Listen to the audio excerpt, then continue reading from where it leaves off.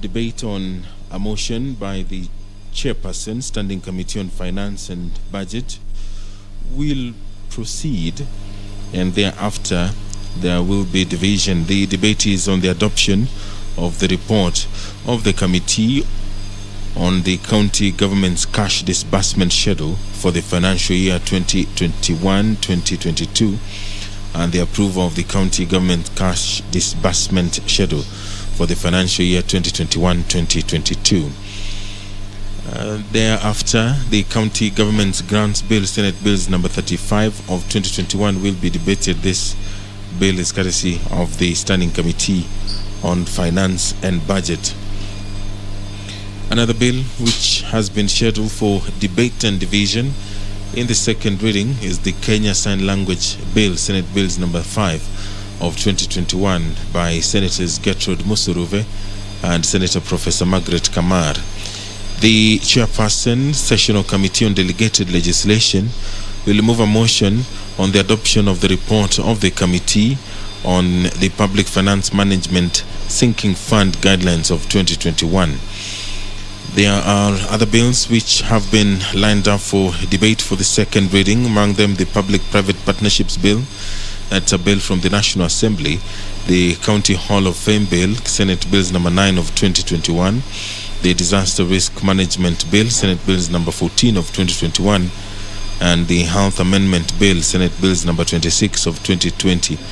In the Committee of the Whole House, there are 5 bills which have been lined up for consideration, among them the Mental Health Amendment Bill, the Basic Education Bill, the County Licensing Uniform Procedures Bill, the Salaries and Remuneration Commission Amendment Bill, and thereafter a motion on the provision of colostomy bags to colon cancer patients and survivors in county hospitals. This is a motion by the Senator Dr. Gertrude Musuruve. There are some of the businesses which the Senate will be transacting hopefully this afternoon. As well, there are statements which will be sought. This is pursuant to Standing Order 48-1. The nominated Senator Millicent Omanga will seek a statement from the Standing Committee on National Security, Defense and Foreign Relations regarding alleged increased rate of kidnapping of children. Nominated Senator will also seek a statement from the Standing Committee on Devolution and Intergovernmental Relations regarding alleged eviction of residents living in Nairobi City County staff housing units in Eastleigh and Pumwani areas. Nominated Senator Judith Pareno will seek a statement from the Standing Committee on Land, Environment and Natural Resources regarding the incessant human-elephant conflict in Najile area of Ewasukidong, Olokiringyai and Sairishi in Kajiado County. The Senator for Murang'a County, Senator Irungu Kang'ata, will seek a statement from the Standing Committee on Tourism, Trade and Industrialization concerning operations of the Murang'a County Creameries. And nominated Senator Beatrice Kwamboka will seek a statement from the Standing Committee on National Security, Defense and Foreign Relations regarding alleged discriminative enforcement of the nationwide curfew for containment of the COVID-19 pandemic. And finally, pursuant to Standing Order 48-1, the Senator for Kitui County, Senator Enoch Wambua, will seek a statement from the Standing Committee on Health regarding the state of healthcare in public hospitals in Kitui County. If you're just joining us, the business of the Senate is about to begin. The Deputy Speaker of the Senate, Honorable Professor Margaret Kamar, has stepped into the chambers to oversee the business of this House this afternoon. This broadcast is courtesy of the PBU Parliamentary Broadcasting Unit in conjunction with the KBC. My name is Edward Kabasa. Enjoy your viewing.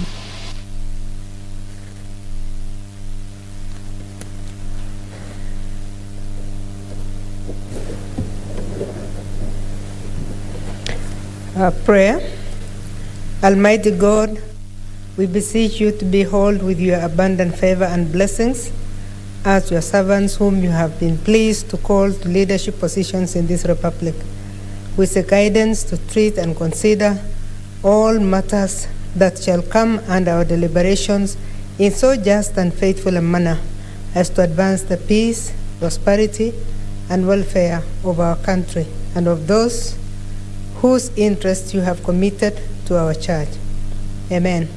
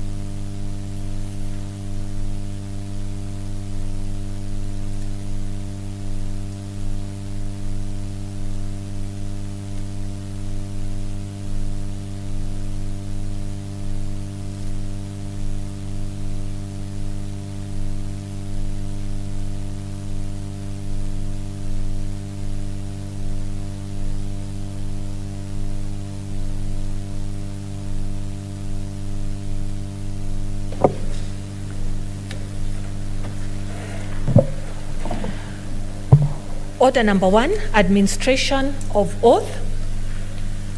Order number 2, communication from the chair. Order number 3, messages. Order number 4, petitions. Order number 5, papers. Order number 6, notices of motion. Order number 7, statements.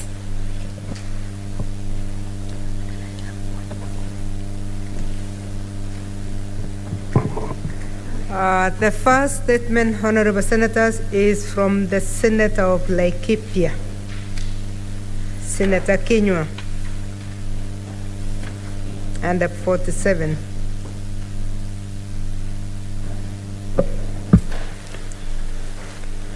Thank you, Madam Speaker.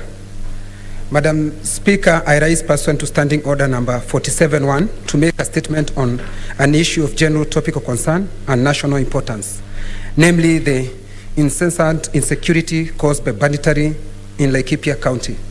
Madam Speaker, today is a sad day for people of Laikipia. Madam Speaker, it is shame that bandits have taken over in the Olmoran area of Laikipia County and that they are visiting terror on innocent residents with impunity. In the last 1 month alone, several people have been killed. Over 100 families fled their homes for fear of the escalating crisis, while others have been left nursing gunshot injuries and a known number of heads of cattle stolen. Madam Speaker, as I speak, tension is quite high in Olmoran, with villagers fleeing their homes following weekend attacks that saw armed bandits torch some 50 houses in Kisindogo village. The attack came barely a day after National Security Advisory Council held a meeting to review the security situation, and 2 days after the Rift Valley Regional Coordinator, Mr. George Natembea, read top security officials from the region in a meeting with locals at Olmoran Township. Madam Speaker, life has been tough for us last few days, with a culmination of a long period of cattle rustling. The whole issue has an expansion agenda, the strategy being to steal, kill, displace, and then occupy. The government response has been cosmetic, with futile promise for an operation. The Cabinet Secretary for Interior and Coordination of National Government, Dr. Fred Matiang'i, has promised this operation 3 times, but nothing has happened. Madam Speaker, in a span of 7 days, they have killed 8 people and injured over 20 people. Among those killed was Mr. Peter Cairo, and Mr. Kirori sustained multiple bullet injury. Madam Speaker, these bandits have been grazing on farmers' crops without abandon, and the farmers are terrified and helpless. It is a bigger shame that the national government has gone on record to admit that the bandits are better armed compared to the National Police Service, With that unfortunate admission, the bandits have turned Laikipia County into their playground, torching houses and schools. They have torched over 27 houses, including Kisindogo and the homes of Mr. Abdallah and Mr. Mboro. They are even daring the government, hitting targets next to where meetings were being chaired by top civil servants in the region when they banned Merigwet and Meharate Primary School. Madam Speaker, it is unfortunate that these attacks have led to the closure of all primary schools in Ormoran, namely Laikipia Ranch Primary School, Bombo, Kahuho, Mutarakwa, Ormoran, Merigwet, Save, Miharati, and Magadi Primary School. Madam Speaker, as the residents of Laikipia continue to bear the brunt of attack and leave their homes in droves, police officers are watching helplessly as Kenya Defence Forces are sitting pretty in their barracks. The home-based National Police Reserve had done an excellent job in containing the situation, but have since been withdrawn. Suffice it is to say that the situation deteriorated when they were withdrawn. Madam Speaker, the animals that are stolen from farmers are driven through Laikipia Nature Conservancy, where even police officers cannot dare track down the stolen animals. The Conservancy has become the hideout of armed bandits who have perpetrated bloody incidents in the region.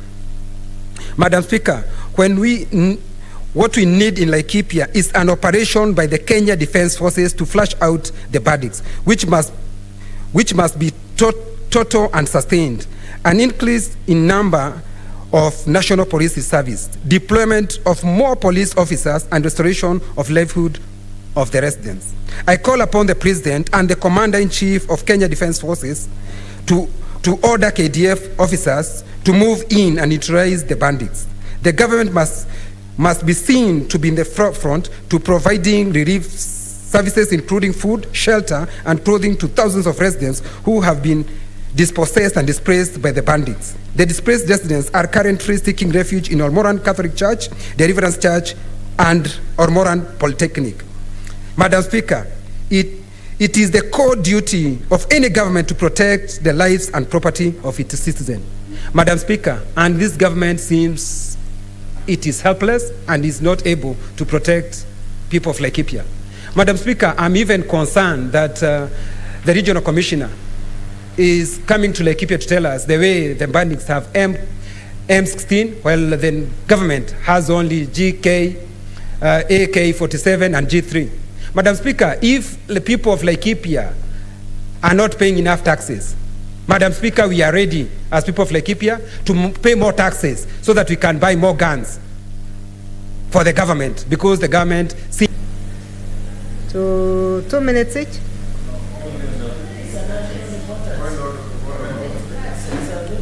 I know it is of national interest, but I am seeing everybody has locked in.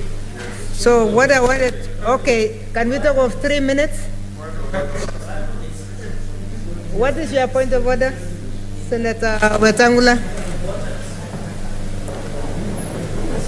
Thank you, Madam Speaker. Madam Speaker, I want to urge the chair to treat this matter as of extreme national importance and treat it as if it was a motion of adjournment.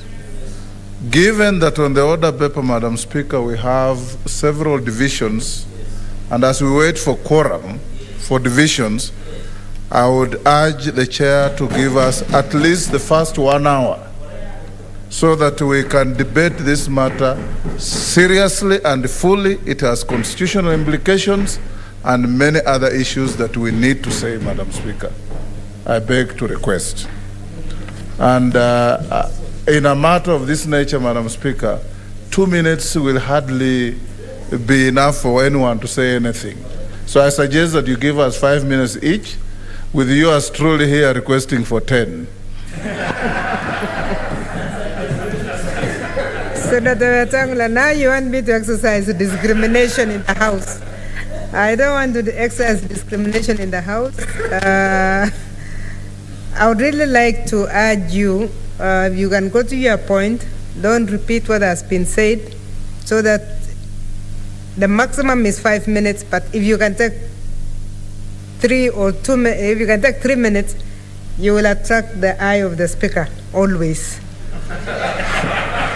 Now that the senator is suggesting that I should discriminate a little bit, I'll discriminate in the future if you really take less time. Because yes, we know this is something that's extremely serious. We want to give it the time that senators would like to give this motion. So let's try as much as possible to reduce time so that we're able to allow everybody to express themselves on this. Senator Gerard Gay Samson.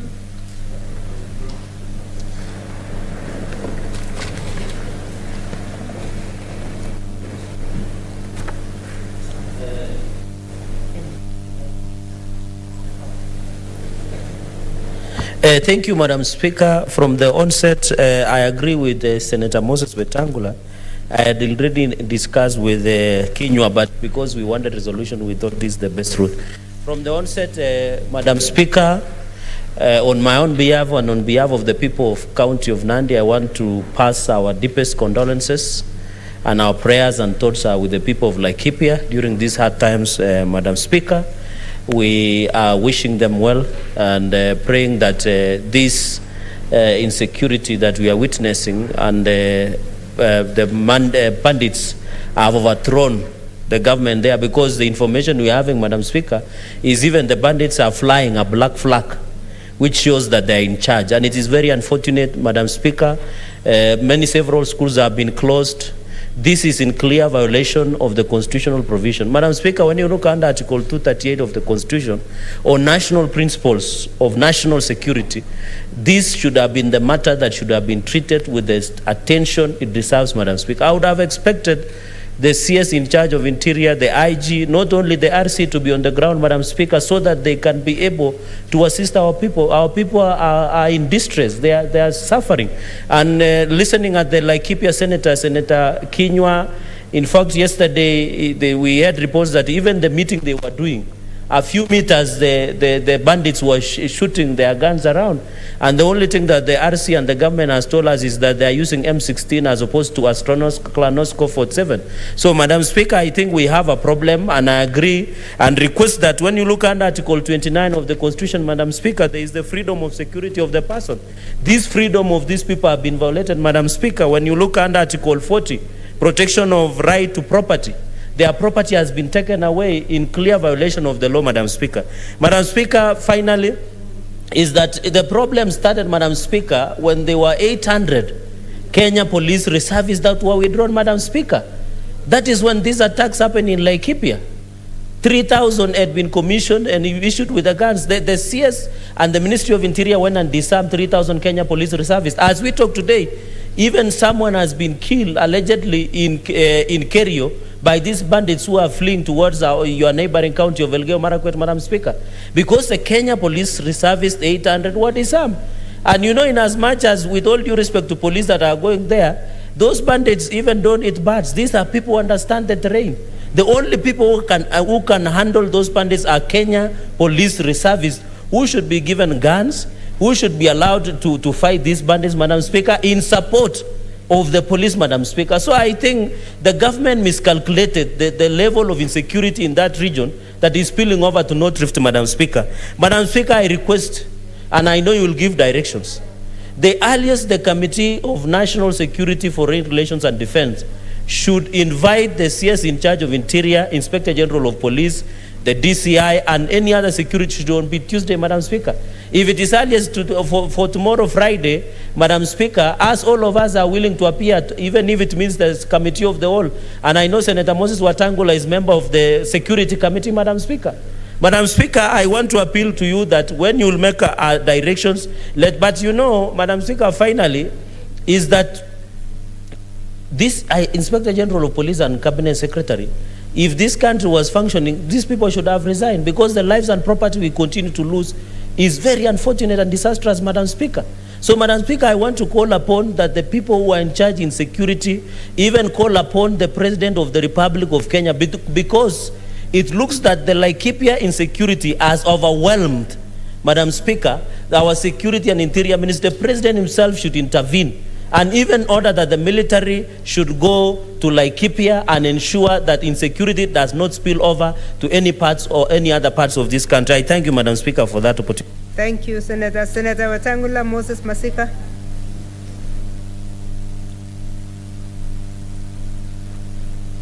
Thank you, Madam Speaker. Madam Speaker, what we are seeing happening in Laikipia, as we support the statement from our distinguished colleague, is a terrible shame to our country.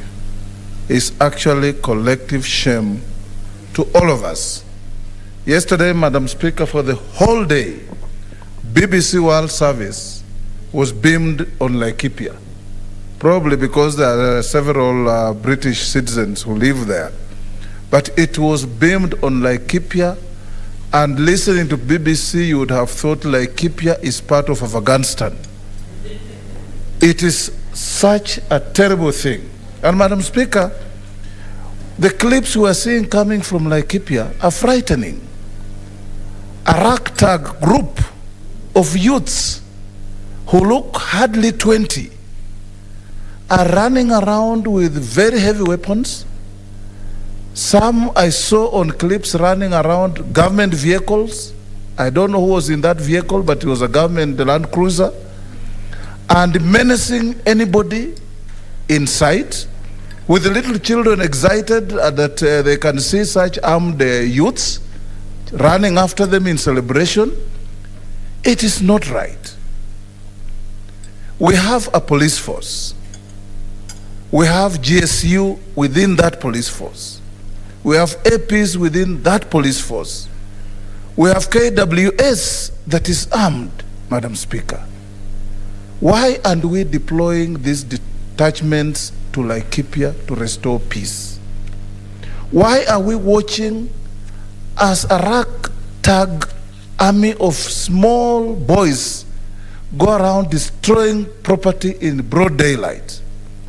And what we're seeing is the regional commissioner engaging in helpless lamentations instead of acting, telling Kenya and the whole world that this ragtag army has G16, I don't know, whatever weapon.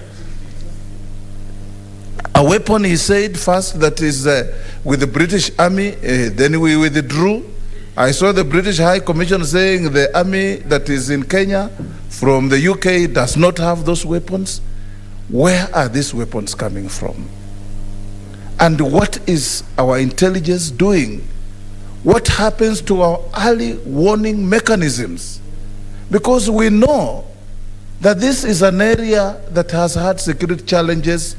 I lost my very good friend, a PC called Chelanga, whose plane was shot down in that area. And every Kenyan life matters. Madam Speaker, I want to urge this House that under Article 96 of the Constitution, this House represents and defends counties and their governments. So every single member of this Senate is a senator for Laikipia for purposes of this matter. And we owe it to the people of Laikipia and the people of Kenya to speak it out. In fact, Madam Speaker, I would urge that the Security Committee of this House, in which I serve with Senator Mohamud and other senators, should actually visit Laikipia. If Laikipia is insecure for the people of Laikipia, it's insecure for all of us. If Laikipia is safe for the people of Laikipia, it's safe for all of us. I want to discourage, Madam Speaker, any attempt in fighting this to violate the Constitution. I don't agree with my brother from Laikipia that the army should be deployed without due process. Article 241 of the Constitution says to deploy the army in any part of the country for any reason of restoration of peace must be done with the approval of Parliament. And I don't think Parliament will resist in approving this. Let the government bring any motion to this House so that we can be able to approve the deployment of the army. But before we do that, we must be explained to, as a country, why the police have not succeeded in stamping out these bandits. Because when the police of Kenya want to do something to bring peace, Madam Speaker, you may recall, Senator Hanir is here, Senator Wambua, how they were tear gassing us day in, day out during our resist days. Where are they today? We want to see that energy, that enthusiasm, that force, that brutality translated into restoration of peace in Laikipia. It is not giving our country any good name. In fact, Madam Speaker, with an already weakened economy, this kind of conduct in Laikipia is undermining investments in the country, is destroying property, it is destroying lives, and above all, Madam Speaker, I cry for the women and children of Laikipia.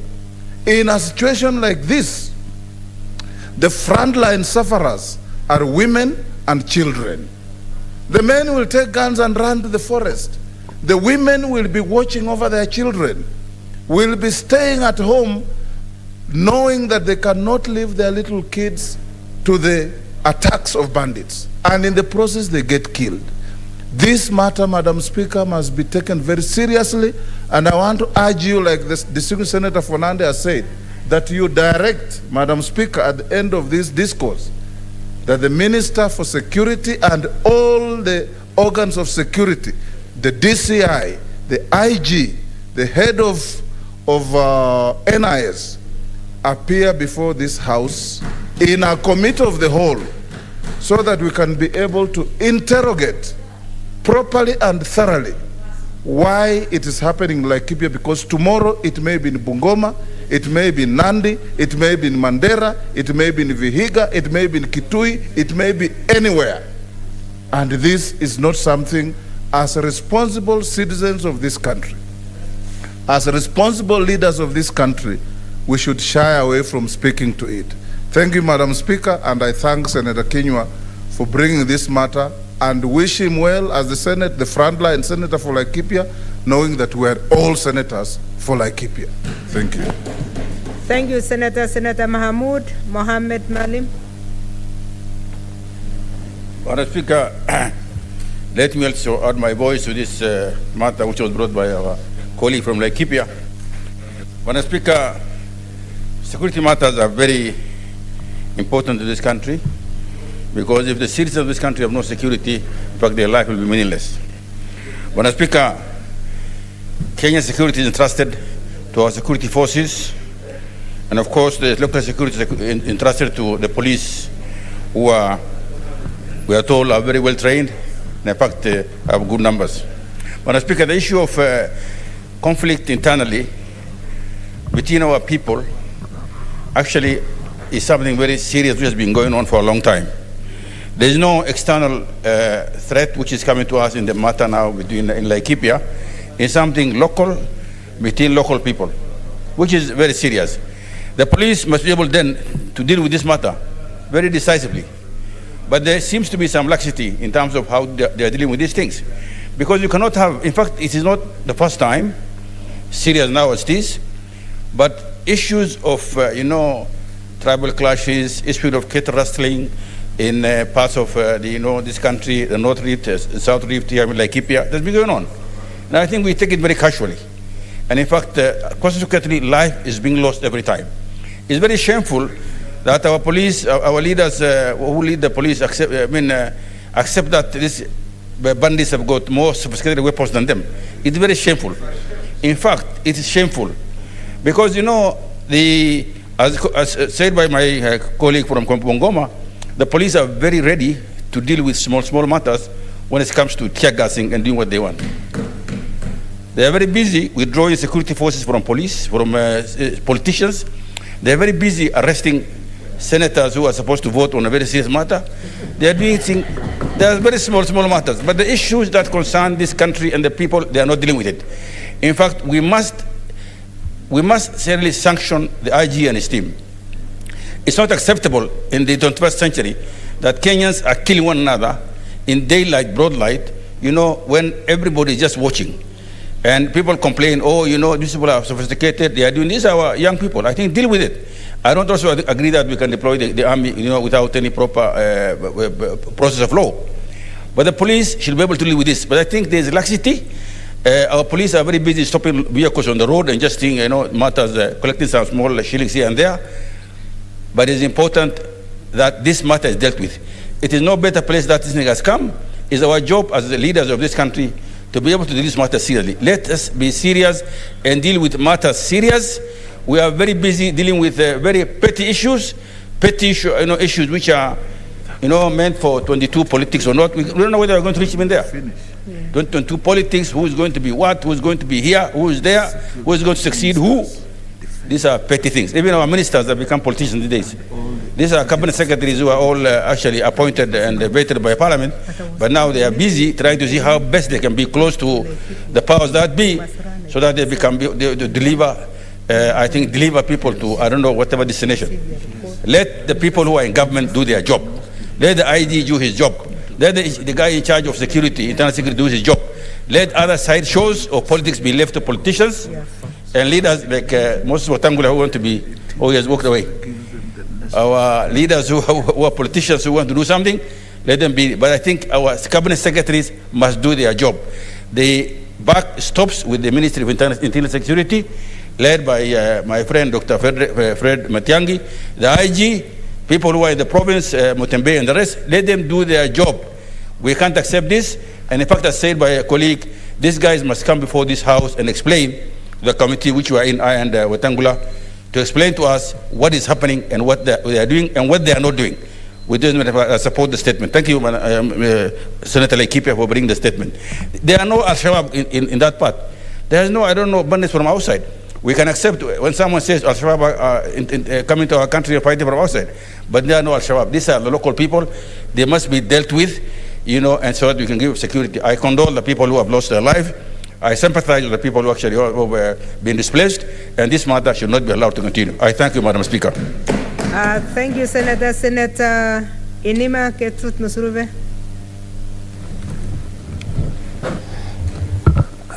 Thank you, Madam Speaker, for giving me an opportunity to air my views on this statement. And I would like to start by thanking Senator Kinyua for bringing this statement on the floor of this House. It is really, really painful and sad that a part of this country is going through massive insecurity. And when there is massive insecurity in an area, it is an issue that should concern us as a Senate. It is an issue that should concern the state. And it is unfortunate that such activities are happening in Laikipia, because constitutionally, when you look at Article 43, it is very clear that Article 43E talks on issues of security, that the state needs to give security to people, and it is a social economic right. There are not two ways that the people of Laikipia need security. And when you look at also Article 43(3), it actually speaks on the same issue and emphasizes that, it connotes that where someone is not able to give security to himself or his dependents, then the state is obligated to do this, Honorable Speaker. So it is something that the state must really act on, and I want to suggest that the CS Matiang'i should be more vibrant on the issue of security in Laikipia. It should not just be talk alone. It should be talk and act. Because when people come on the media and say boldly that we have guns, so what has been done to even those people who are coming in the media to say boldly that they have guns? And I want to thank the media for even coming out strongly to show even the faces of these people. Because the media are the watchdog of the society. It's doing the right thing. They should air such issues so that we know what is happening, and as legislators we see how to intervene, Honorable Speaker. It is unfortunate that the incident in Laikipia is not only affecting families, but it is also affecting the economic life of the people of Laikipia, because they cannot farm now. They are not stable at all. Children cannot go to school, Honorable Speaker. And as a scholar, I know what it means, that the children will be left behind even more in education, Honorable Speaker.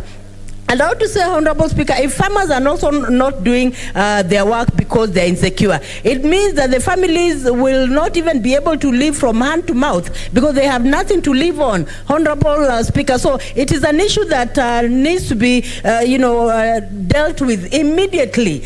Urgently. There is no other way, Honorable Speaker, because when you look at the people of Laikipia, psychologically they are affected. Families are affected. There's a lot of insecurity, and even their lives that have been lost as a result of this, Honorable Speaker. Now, if 27 houses have been touched, Honorable Speaker, it means that those families that are affected are not only helpless, but they're also homeless. So if they're homeless, where are they at the moment, Honorable Speaker? We should ask ourselves as a Senate, where are they hibernating? Where are they keeping? Are they under a tree or where are they, Honorable Speaker? The committee that is going to look into this should do service to Kenyans, should do service to the people of Laikipia, so that people can see. People are watching. Not only Laikipians are watching. Everyone is watching. All Kenyans are watching to see how are we going to handle this matter. Because if we are not able to handle this matter, if the government is not able to handle this matter, what happens in another region? If the same thing that is happening in Laikipia,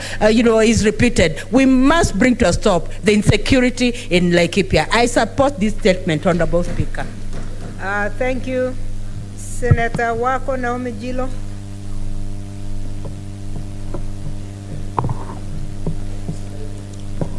Thank you, Madam Speaker, for allowing me to add my voice to this very important statement by Senator Laikipia, as I also thank him for doing this on behalf of his people. Madam Speaker, it is a big shame, as many of us have already said, that in 21st century, as a government, we can sit and say that the bandits have overtaken us and they have stronger or more weapons than what our government is having. Madam Speaker, I come from Marsabit County, and in fact for us, this has become the order of the day. Just like 2 months ago, 78 houses have been burnt down and people are homeless in Marsabit. We have so many orphans, widows, and animals have been taken away. And when all that happened, Madam Speaker, the government was still there and nothing happened. So when Senator Laikipia was giving the statement and demonstrated a lot of bitterness, I could understand where he's coming from. That time when it happened to us, and it is still happening, within the town, you sit and you just see the bandits taking over almost everything. So the question is our government in control? Sometimes we complain of the police brutality, and young people are being killed by the police. And when the Kenyans or when our citizens need their attention and that protection, they are not there to protect the lives of our people. Madam Speaker, it is high time that we ask ourselves whether the minister, the CS Interior, is giving the right orders to his people.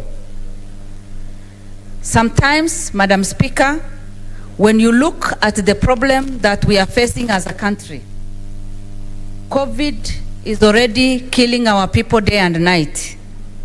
Every day, we bury Kenyans. Every hour, almost every hour. And in every county, people are dying. We do not have the facilities that we need. And people are, financially down.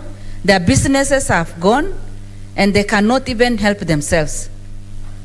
And now, it is like the government is allowing the bandits to come and just finish Kenyans. So you wonder, the role of our government at this particular time when Kenyans need our attention. When this happens, Madam Speaker, and I speak out of experience, the school-going children are affected. They are not going to school. And when the exam time comes, they'll be considered like any other student in this country. Nobody will, think of the problems they are going through. They'll sit for the same exams that other Kenyans are sitting for. When this happens, as a result of this, pregnant mothers have nowhere to lay their heads.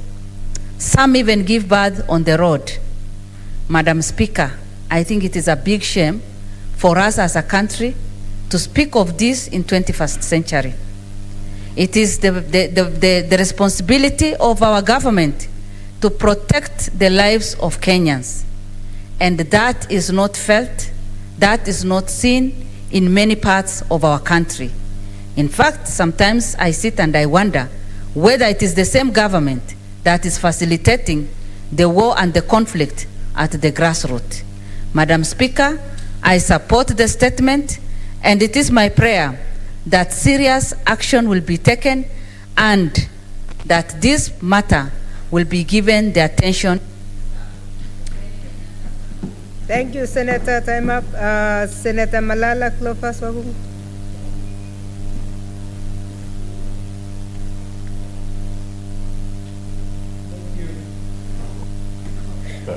Thank you, Madam Speaker. First of all, I want to thank my colleague, Senator from Laikipia, in exercising his powers under Article 96(1). Senator Kinyua, I want to join you in expressing my sincere condolences to the families that have lost their loved ones in your county. In the same breath, Madam Speaker, I also want to express my heartfelt sympathies to the affected citizens of Laikipia County. We have so many families which have been displaced, and as responsible leaders, it's good enough to pray with them, to stand with them and encourage them during this moment of grief.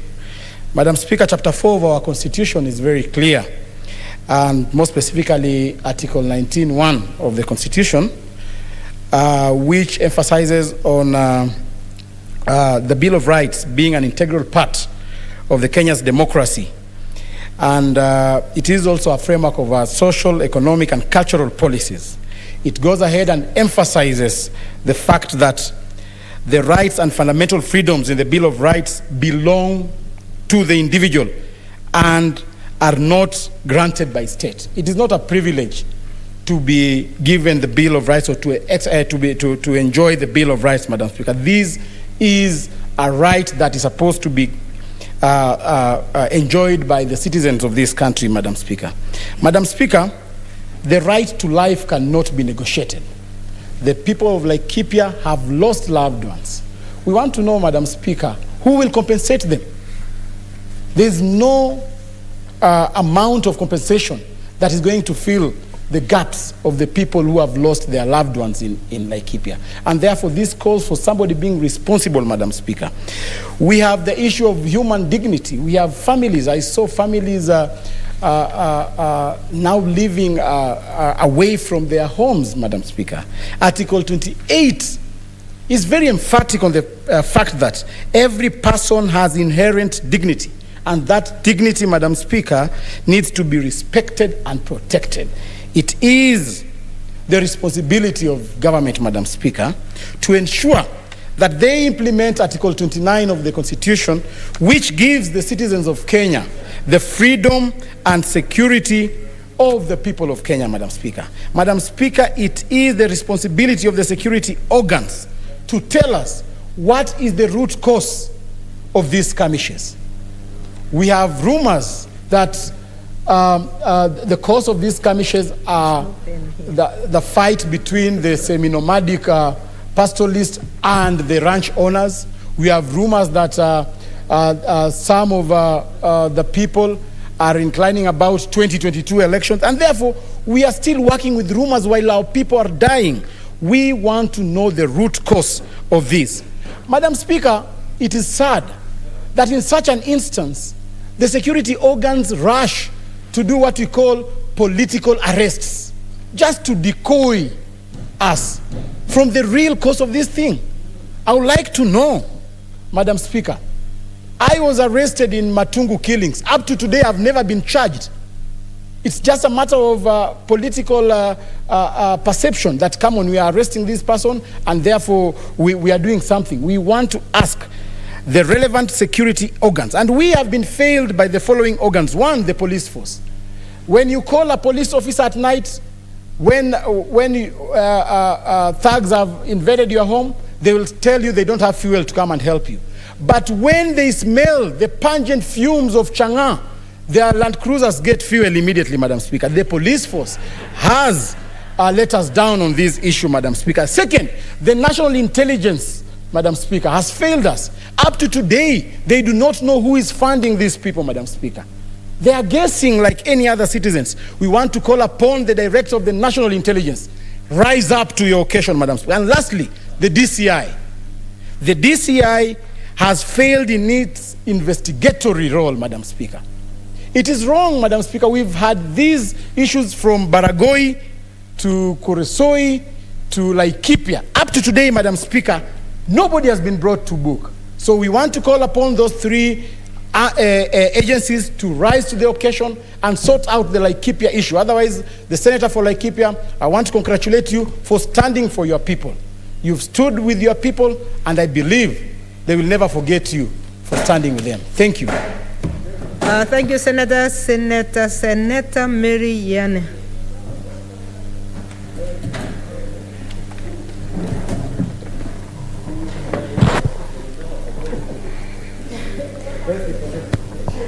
Thank you, Madam Speaker, for also giving me a chance to add my voice on this very important statement by Senator Nderito of Laikipia. Madam Speaker, the Constitution in Chapter 4, Part 2, Article 26 and 27 guarantees security and freedom to the citizens of this country. Madam Speaker, but what we are seeing in Laikipia is lack of security, lack of peace, lack of shelter, and lack of freedom, and even lack of food for the citizens of Laikipia because of insecurity. Madam Speaker, this is a replica of what is happening in many parts of this country. Just the other month, we experienced a lot of insecurity in Kajiado, where even citizens took the law by their hands and started killing themselves. This is because the security organs have failed to protect the people. Many a times, livestock theft,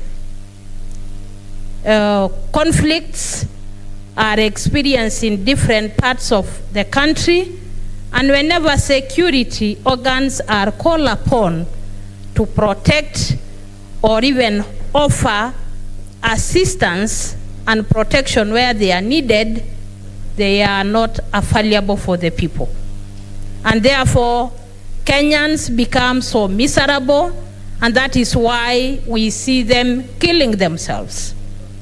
That is why we see some unlawful, illegal groupings taking over in some parts of this country. Madam Speaker, I think it's just high time the security committees of the National Assembly and the Senate summon the CS so that he can be able to explain to the country why the reluctancy of the security organs. Madam Speaker, the other week and the last 2 weeks, we saw the Ministry of Interior taking a a lot of time explaining and discussing about the security of the deputy president and why they were to reshuffle the security personnel of the deputy president's office and his estates.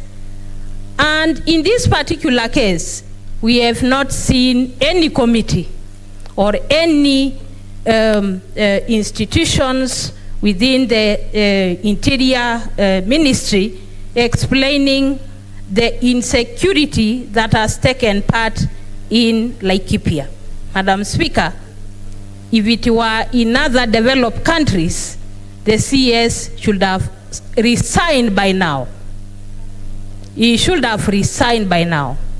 Where we have lost many lives in Laikipia, the other 3 months in Marsabit, the other time in Kajiado and many other parts of the country, and the CS is still in office.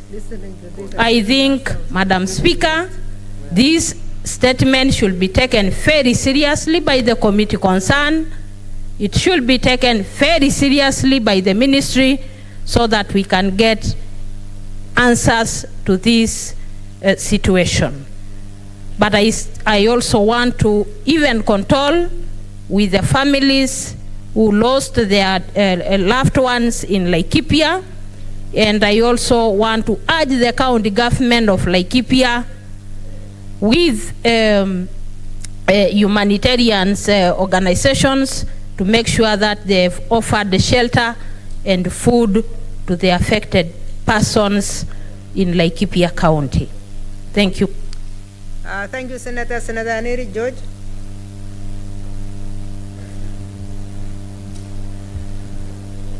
Madam Speaker, I want to thank you for the opportunity.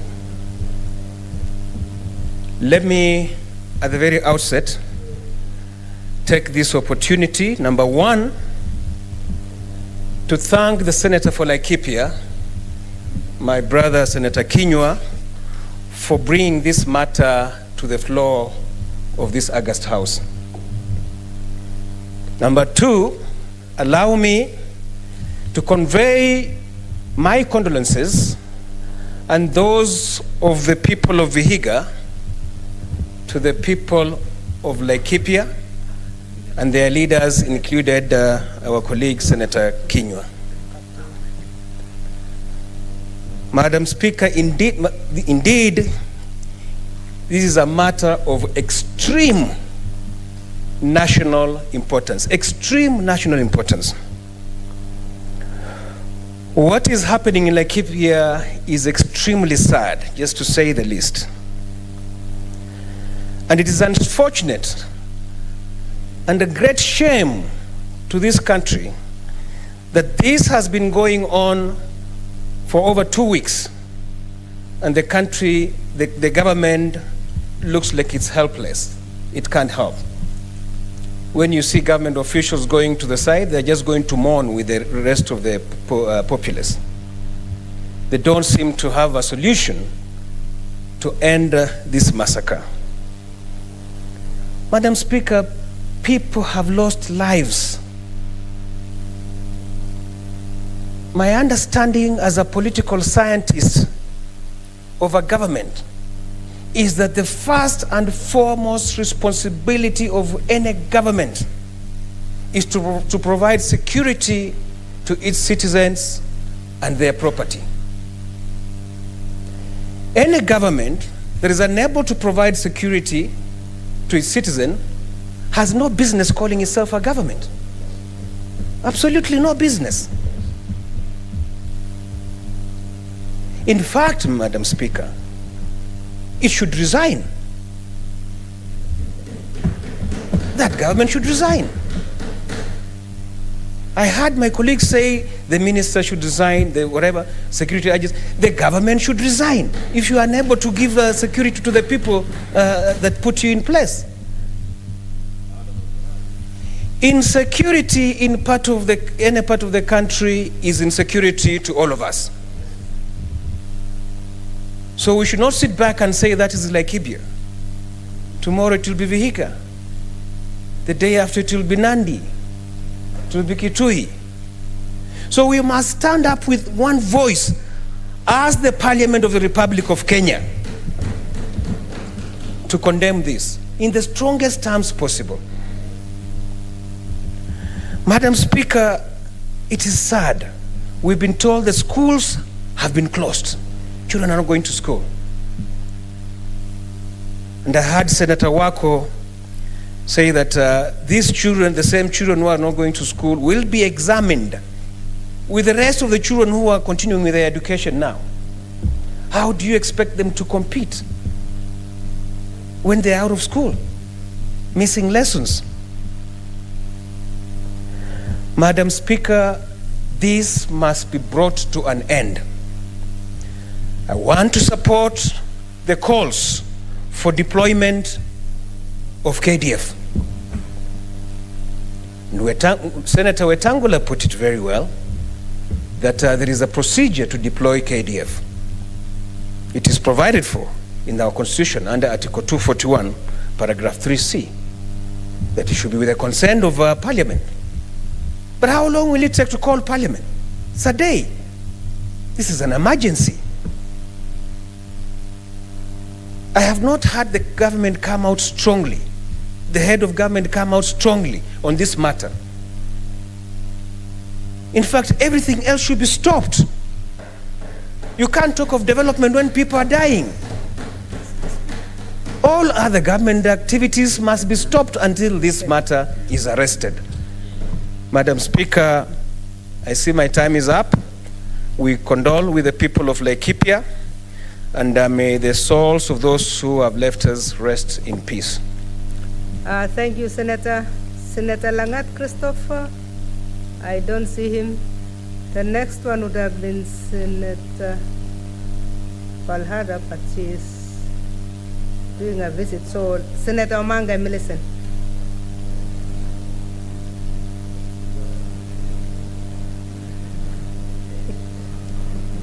Thank you, Madam Speaker. First, I would like to congratulate the Senator of Laikipia, Senator Kinyua, for bringing this matter on the floor of this House. Madam Speaker, it's so shameful in the 21st century that we are actually debating on this.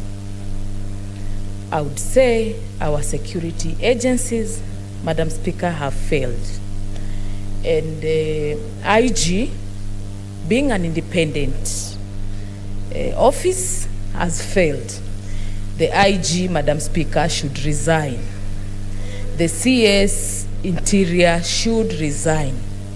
The PS Interior should resign. The DCI should go home. The NIS should resign. We cannot have people killed like rats, and yet they are busy politicking.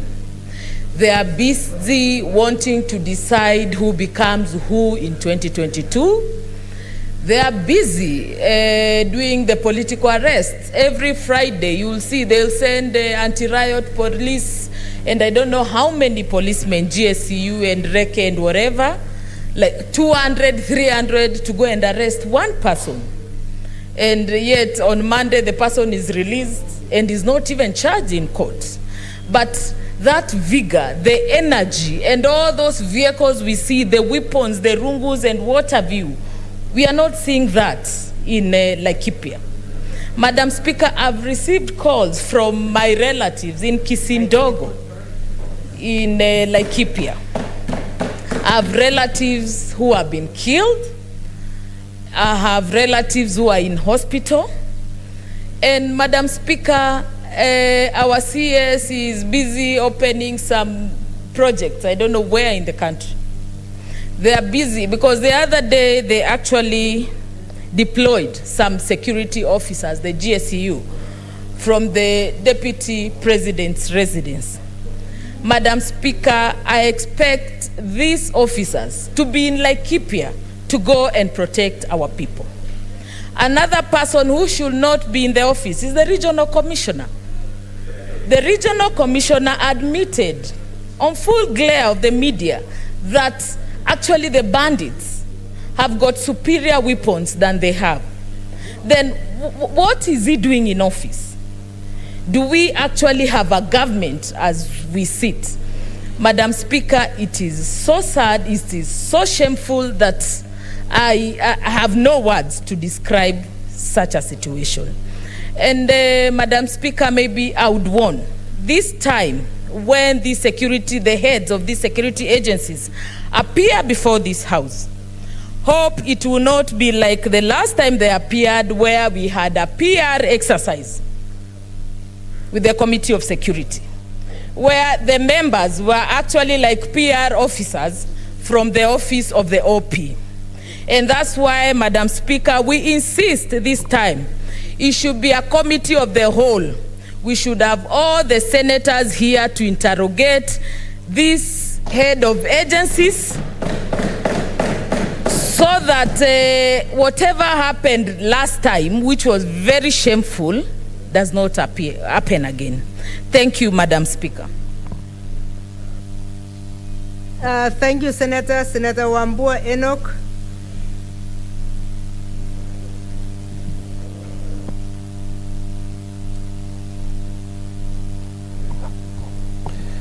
Thank you, Madam Speaker. Madam Speaker, on my own behalf, on behalf of my family and on behalf of the great people of Kitui County, I stand in the gap to condole with the families of the victims of the Laikipia bandit attacks. Madam Speaker, I remember when the attacks happened and were reported, I called my friend, my brother, Senator Kinyua, because I knew he was on the ground. And he mentioned to me that him and the area member of parliament actually escaped attack by a whisker. That in going to try and remedy the situation, the bandits were so emboldened that they struck only a few kilometers away from where they were, and I advised him that generals don't fight in the battlefield. He should consider retreating to come and mobilize support for the operation, which he has continued to do. And so to you, my brother, Senator Kinyua, thank you for standing with your people, and thank you for bringing this statement here, so that we can also be part of that attempt to help the people of Laikipia, because it has been said by my colleagues, banditry in Laikipia is banditry everywhere else in this country.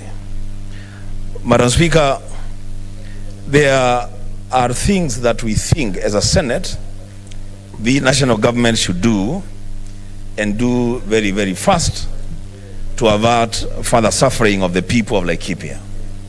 Madam Speaker, it has been said that there is need to move with speed to equip the KPR in Laikipia and equip them with guns that resemble the guns that the bandits are using. The Speaker, or even superior guns. The Speaker, I saw the regional commissioner on national TV, physically shaken, announcing to the nation that the bandits are using more superior weapons than the police. And I said, how? How can that happen? How did those weapons even find their way to Laikipia? Madam Speaker, at some point 3-4 years ago, the former Chief Justice of the Republic of Kenya, Dr. William Mutunga, spoke about a bandit economy. I don't know what it is that he had in mind, but actually now I think it's time to address ourselves to a bandit country. Why am I saying this, Madam Speaker? I'm saying this because these incidents of banditry in this country have become too much. Madam Speaker, I'm reminded of situations in Kainuk, in the border between West Pokot and Turkana, Baragoi in Samburu County, Kapedo, in the border between Baringo and Turkana, and now Laikipia.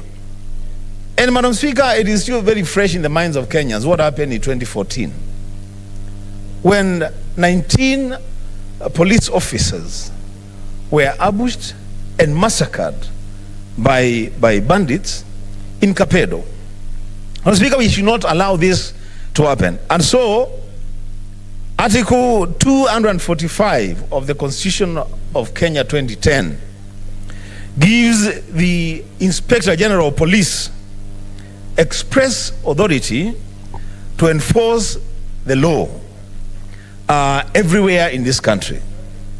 And so there can never be an excuse from the office of the Inspector General of Police that he is unable to contain the situation in Laikipia.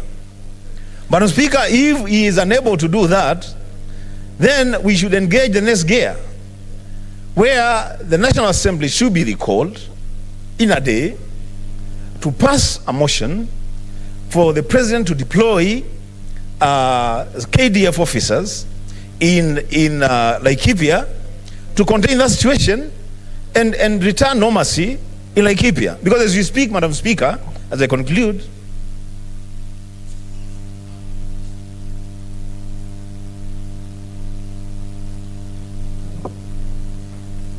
time is up. You didn't see warning? We give you 30 seconds because of the warning. That failed.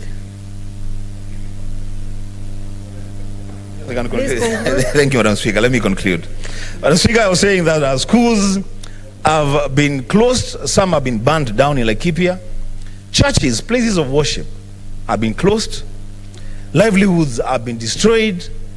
And most seriously, lives have been lost. Madam Speaker, something must be done, and we must all stand with the Senator for Laikipia, Senator Kenywa, to make sure that the people of Laikipia are protected and peace prevails in that county.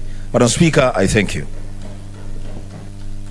Thank you, Senators. Remember, when we started this debate, there was a request that we go for 1 hour.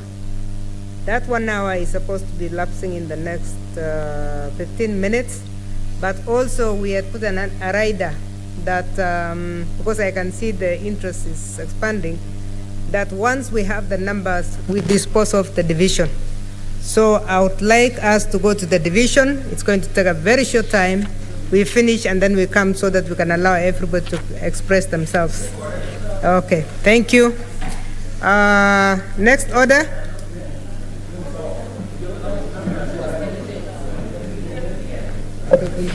Order number 8, motion, adoption of the report of the Standing Committee on Finance and Budget on the county government's cash disbursement schedule for the financial year 2021-2022 and approval of the county government's cash disbursement schedule for the financial year 2021-2022 division. Honorable Senators, I would now like to put the question. The question on the motion of adoption of the. I'd like to put the question that the Senate adopts the report of the Standing Committee on Finance and Budget on the cash disbursement schedule for financial year 2021-2022, laid on the table of the Senate on Tuesday, 7th September 2021, and that pursuant to Section 17(7) of the Public Finance Management Act and Standing Order 183.3, the Senate approves the county government's cash disbursement schedule for the financial year 2021-2022. We will go into voting, and please ring the bell for 1 minute. And I want to ask those who are online, please don't leave. We have 3 divisions today. If you are outside, please come in. We need tellers from both sides. Cherargei, thank you. You are the teller on this side. And Kwamboga on the other side.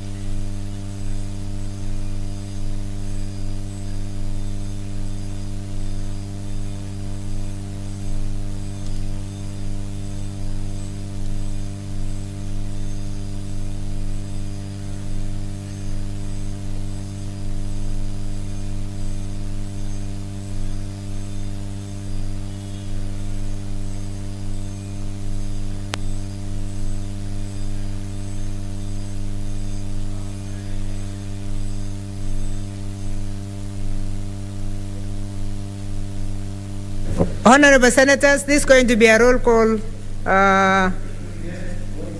vote, and we shall start right away. Senator Adan Dulo Fatuma, Isiolo County. Senator Ali Abdullahi Ibrahim, Wajir County.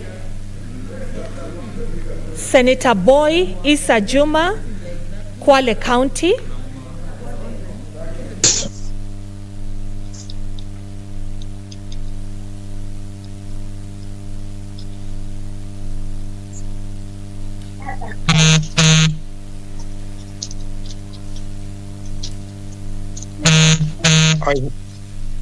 I vote yes. Thank you, Senator. Senator Cherarke Samson Kiprotich, Nandi County. Madam Speaker, on behalf of the people of Nandi, I vote yes. Senator Cheriot Aaron Kipkirui, Kericho County. Senator Haji Abdul Mohammed, Garissa County. Madam Speaker, I vote yes. Thank you. Senator Hargura Godana, Marsabit County. Madam Speaker, I vote yes. Senator Imana Malachi Charles Ekal, Turkana County. Senator Kajwang Moses Otieno, Homa Bay County. Senator Kamar Margaret Jepkoech, Wasingishu County. I vote yes. Senator Kangata Irongo, Muranga County. Senator Haniri George, Vihiga County.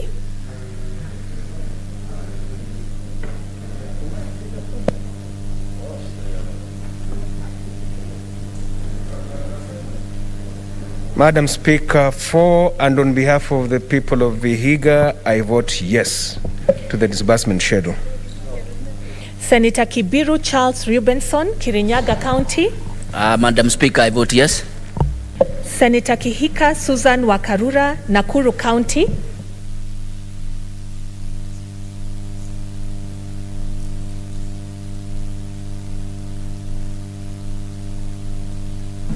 All right. Senator Kimani Paul Wamatangi, Kiambu County.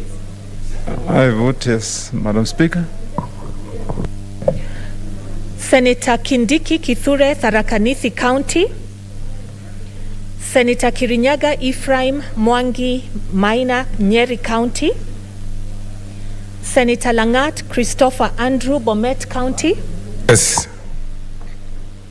Senator Lelegwe Tumbesi, Samburu County.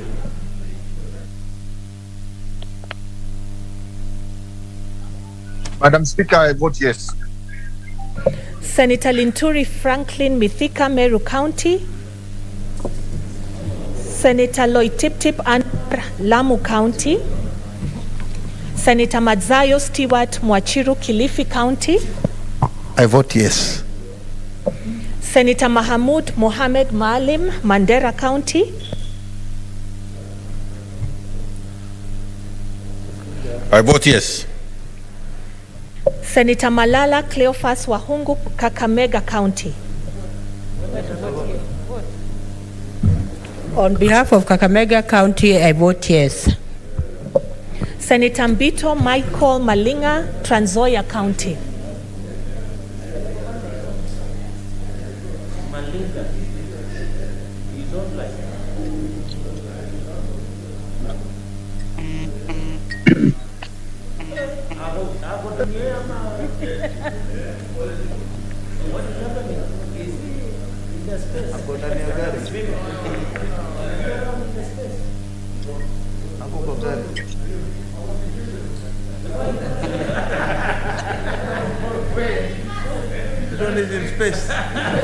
Please vote, Senator Mbito. Madam Speaker, I vote yes. Senator Mbogo George Ochilo Ayako, Migori County. I vote yes. Senator Mogeni Eric Okongo, Nyamira County. Senator Moi Gideon Kipsielei Towet, Baringo County. Senator Mpaye Philip Salau, Kajiado County.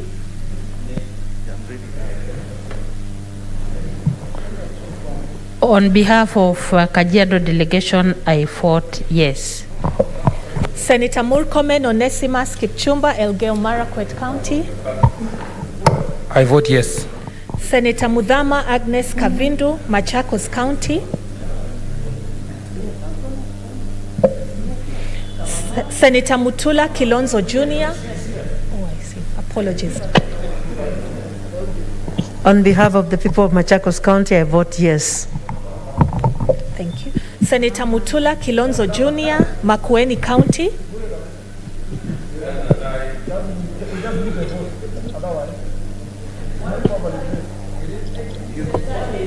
Senator Mutula, please vote.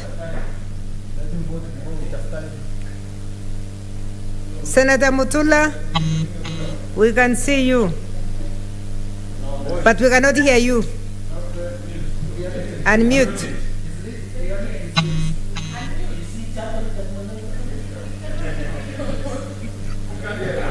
We can't hear you.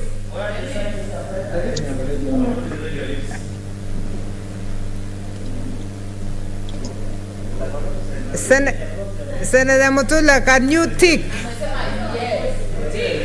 Can you tick as we watch you?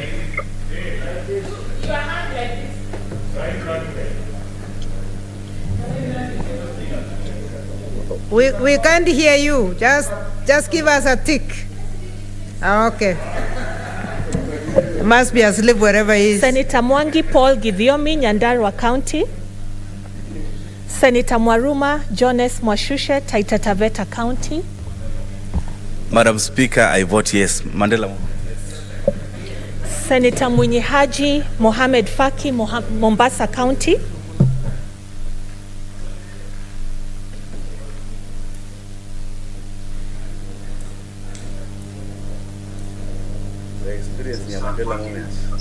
Madam Speaker, I vote yes.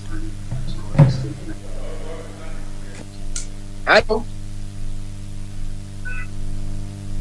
Senator Nderitu John Kinyua, Laikipia County. Madam Speaker, I vote yes. Senator Ndwiga Peter Njero, Embu County.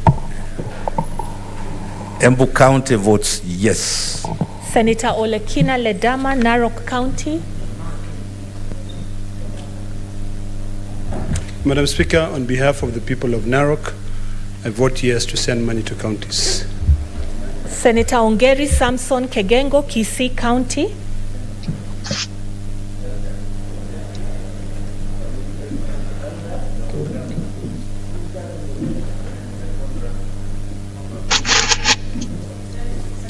Senator Ongeri, we are waiting for you to vote.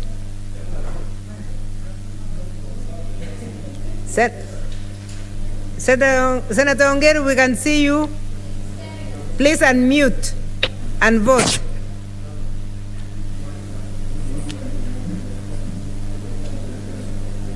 Senator Ongeri, if you are hearing us, please unmute and vote.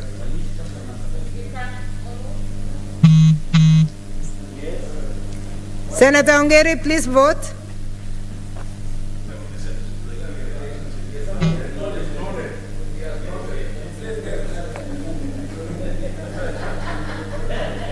We hope. Yeah, he's trying to talk and we cannot hear him. Madam Speaker, the platform has a problem. Okay, now we can hear you. We didn't hear you before. Senator Ongeri, please vote.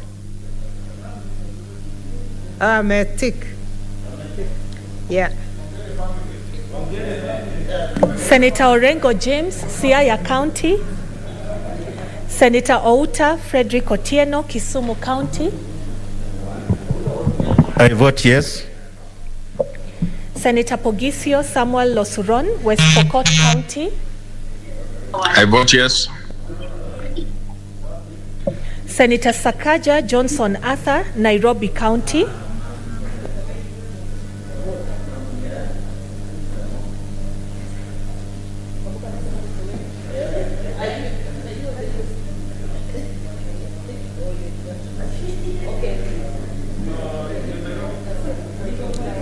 Nairobi, vote.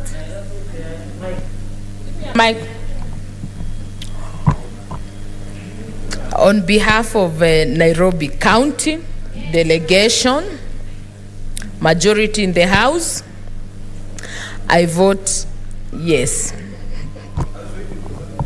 Senator Wako Sitswila Amos, Busia County.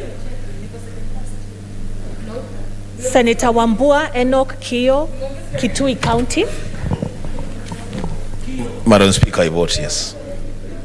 Senator Wario Golich Juma, Tana River County. Senator Wetangula Moses Masika, Bungoma County.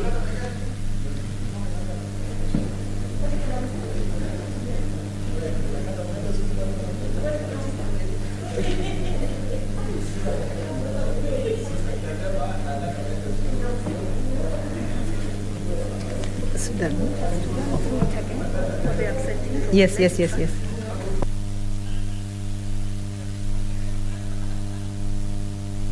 Let me use your list. Okay, we'll do a second round for those who may have missed out.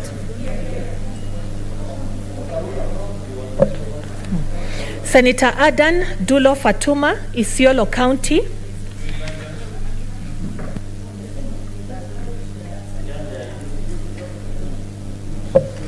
Senator Ali Abdullahi Ibrahim, Wajir County. Senator Imana Malachi Charles Ekal, Turkana County. Senator Kajwang Moses Otieno, Homa Bay County. Senator Kihika Susan Wakarura, Nakuru County.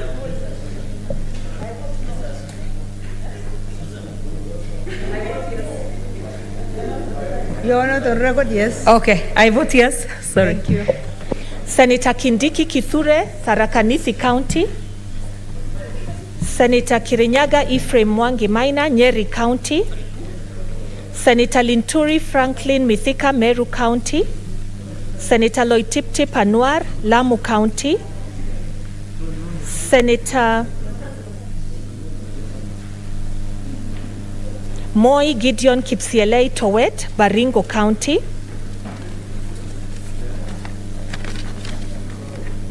Senator Mwangi Paul Githiomi, Nyandarua County. Senator Orengo James, Siaya County. Senator Wako Sitswila Amos, Busia County. Senator Wario Golich Juma, Tana River County. Senator Wetangula Moses Masika, Bungoma County.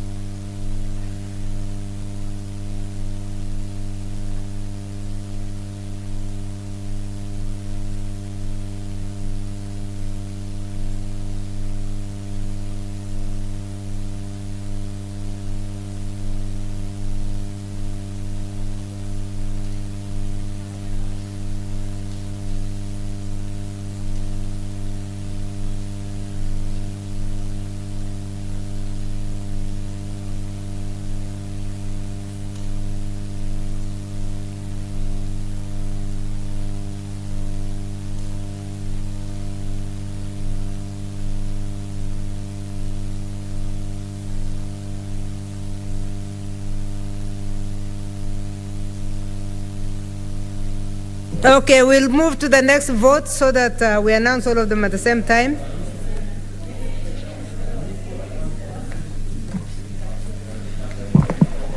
Honorable Senators, I would like to put now the question on the second division, the County Government's Grant Bill, Senate Bills number 35 of 2021, be read a second time. We start voting.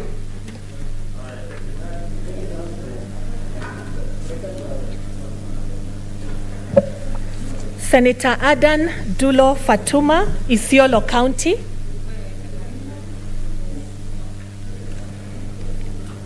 Senator Ali Abdullahi Ibrahim, Wajir County. Senator Boy Isa Juma, Kwale County. I vote yes. I vote yes. Senator Cherarke Samson Kiprotich, Nandi County. Madam Speaker, I vote yes. Senator Cheriot Aaron Kipkirui, Kericho County. Senator Haji Abdul Mohammed, Garissa County. Senator Hargura. Madam Speaker, I vote yes. Where is the tie? Senator Hargura Godana, Marsabit County. Madam Speaker, I vote yes. Senator Imana Malachi Charles Sekal, Turkana County. Senator Kajwang Moses Otieno. Senator Kajwang Moses Otieno, Homa Bay County.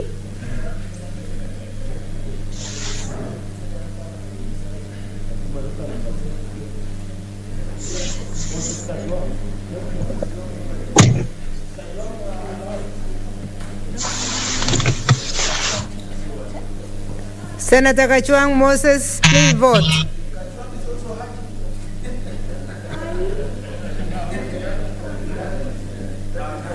Control room, let's go to the right window. Yeah, continue. Senator Kamar Margaret Jepkoech, Wasingishu County. I vote yes. Senator Kangata Irongo, Muranga County. Senator Haniri George, Vihiga County. Madam Speaker, I vote yes. Senator Kibiru Charles Rubenson, Kirinyaga County. Madam Speaker, I vote yes. Senator Kihika Susan Wakarura, Nakuru County.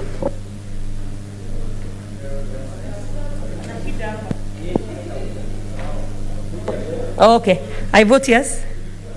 Senator Kimani Wamatangi Paul, Kiambu County. Madam Speaker, I vote yes. Senator Kindiki Kithure, Tharaka Nithi County. Senator Kirinyaga Ephraim Mwangi, Maina, Nyeri County. Senator Langat Christopher Andrew, Bomet County. I vote yes.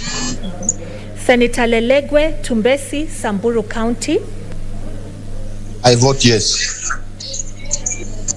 Senator Linturi Franklin Mithika, Meru County. Senator Loitiptip Anwar, Lamu County. Senator Madzayo Stewart Mwachiro.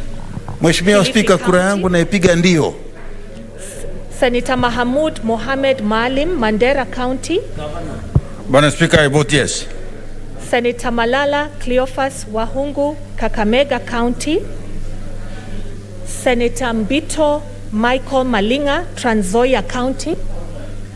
I vote yes. Senator Mbogo George Ochilo Ayako, Migori County. I vote yes. Senator Mogeni Eric Okongo, Nyamira County. Senator Moi Gideon Kipsielei Towet, Baringo County. Senator Mpaye Philip Salau, Kajiado County. On behalf of Kajiado delegation, I vote yes. Senator Murkomen Onesimus Kipchumba, Elgeyo Marakwet County.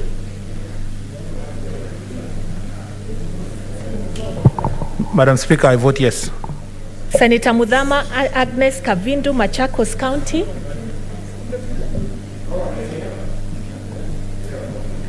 Madam Speaker, I vote yes. Senator Mutula Kilonzo Jr., Makueni County. Madam Speaker, I vote yes. Senator Mwangi Paul Githiomi, Nyandarua County. Senator Mwaruma Jones Mwashushe, Taita Taveta County. Mheshimiwa Spika, kwa niaba ya watu wa Taita Taveta, kura yangu ni ndio. Senator Mwinyi Haji Mohamed Faki, Mombasa County. Senator Nderitu John Kinywa, Laikipia County.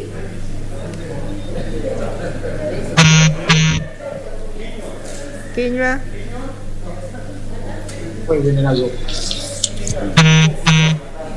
I vote yes. Senator Ndwiga Peter Njeru, Embu County. I vote yes. Senator Olekina Ledama, Narok County. Madam Speaker, I vote yes. Senator Ongeri Samson Kegengo, Kisii County. Madam Speaker, I vote yes. Senator Orengo James, Siaya County. Senator Outa Frederick Otieno, Kisumu County. I vote yes.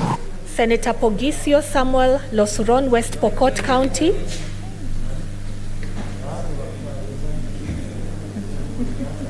Okay.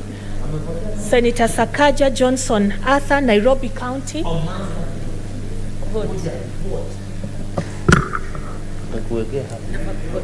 Yes. Nairobi County votes yes. Senator Wako Sitswila Amos, Busia County. Senator Wambua Enoch Kio, Kitui County. Madam Speaker, I vote yes. Senator Wario Golich Juma, Tana River County. Senator Wetangula Moses Masika, Bungoma County.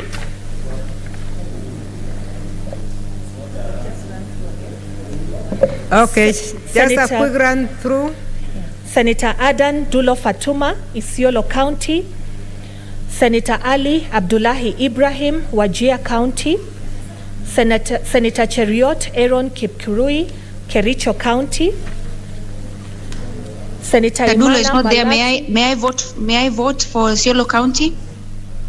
If Senator Tadulo is not there? Yes, go ahead. Senator On behalf of the Isiolo delegation, I vote yes. Thank you. Senator Kajwang Moses Otieno, Homa Bay County. Senator Kangata Irongo, Muranga County. Senator Kindiki Kithure. Madam Speaker, I was available for the vote. Yes, Senator Moses Kachwang, please vote. Madam Speaker, I vote yes. Thank you. Senator Kirinyaga Ephraim Mwangi Maina, Nyeri County.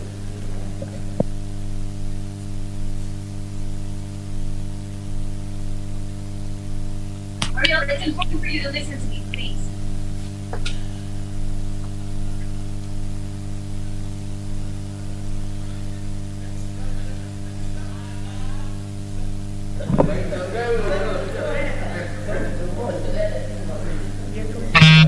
Senator Maina.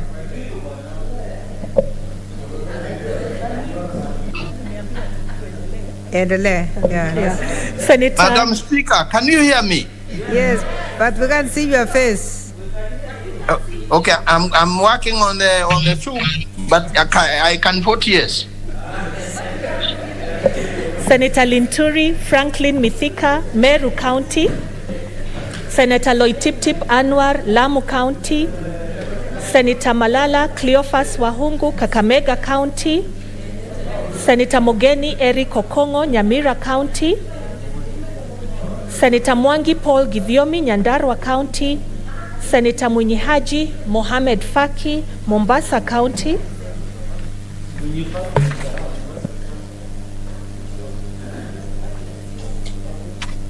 Madam Speaker, I vote yes. Thank you, Senator. Senator Orengo James, Siaya County. Senator Wario Golich Juma, Tana River County. Senator Wetangula Moses Masika, Bungoma County. Pastor, on Monday. Senator Pogisio Samuel Losuron, West Pokot County.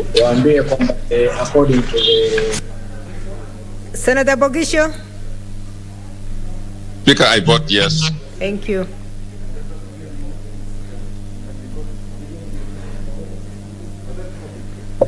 Senator Moi Gideon Kipsiele Towet, Baringo County. I vote yes. Thank you, Senator.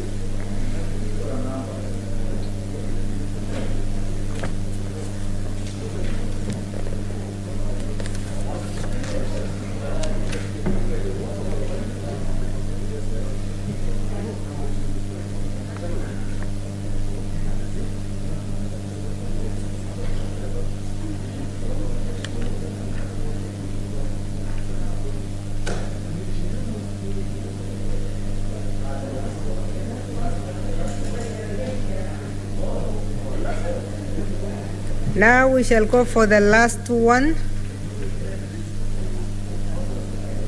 Next order.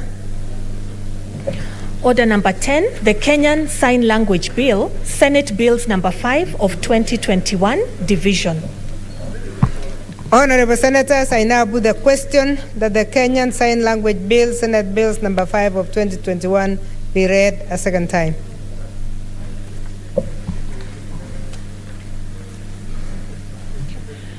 Senator Division. Adan Dulo Fatuma, Isiolo County. I vote yes. Senator On Ali behalf of- Abdullahi Ibrahim.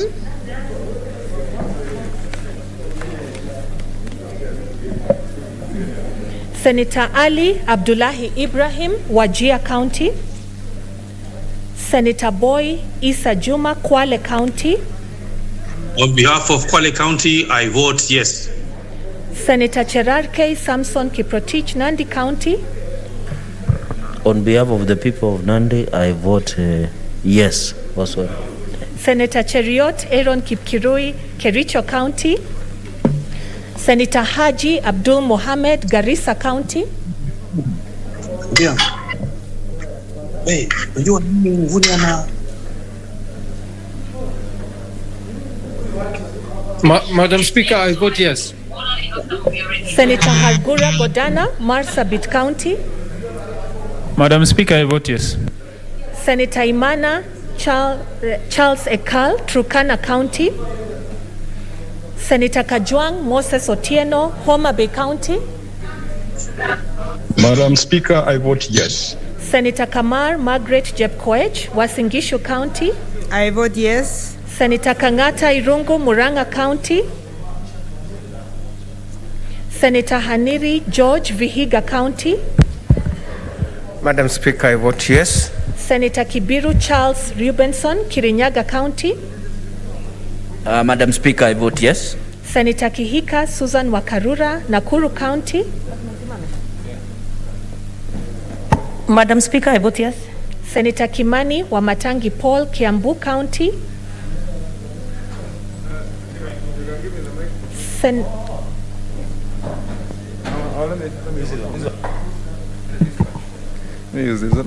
Madam Speaker, I vote yes. Senator Kindiki Kithure, Tharaka Nithi County. Senator Kirinyaga Ephraim Mwangi Maina, Nyeri County. Madam Speaker, I vote yes. Senator Langat Christopher Andrew, Bomet County. Piga ndio. Senator Lelegwe Tumbesi, Samburu County. Senator Linturi Franklin Mithika, Meru County. Senator Loitiptip Anwar, Lamu County. Senator Madzayo Stewart Mwachiru, Kilifi County. Senator Mahamud Mohamed Maalim, Mandera County. I vote yes. Senator Malala Cleophas Wahungu, Kakamega County. Senator Mbito Michael Malinga, Trans Nzoia County.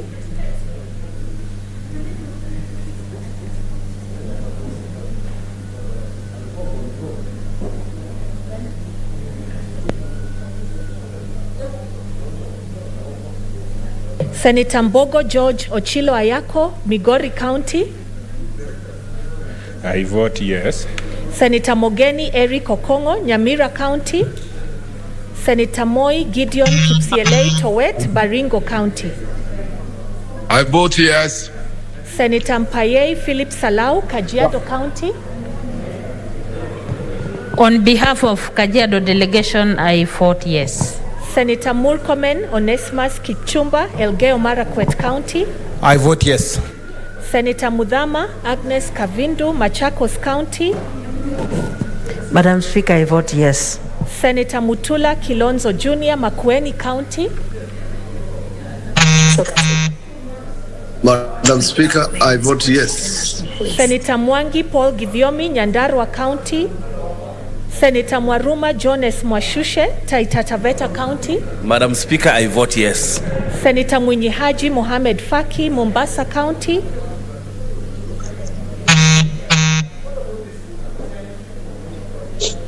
Please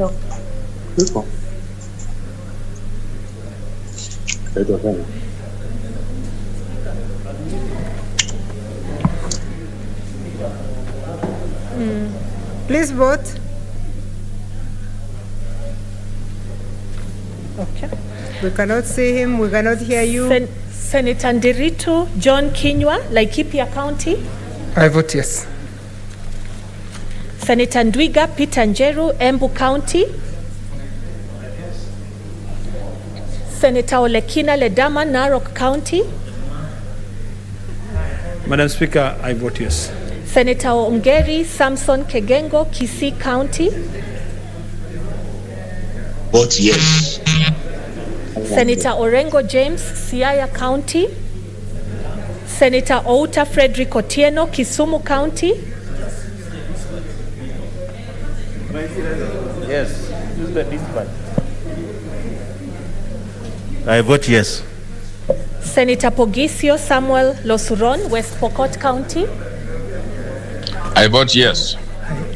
How are you? Senator Sakaja Johnson Arthur, Nairobi County. Keep your statement. Yeah. There were about 10 people, so I would ask you to log in. How are you? How are you? On behalf of Nairobi County, I vote yes. Senator Wako Sitswila Amos, Busia County. Senator Wambua Enoch Kio, Kitui County. I vote yes.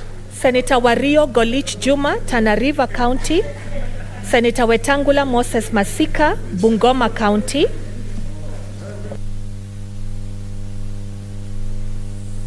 Let's do a quick run through again.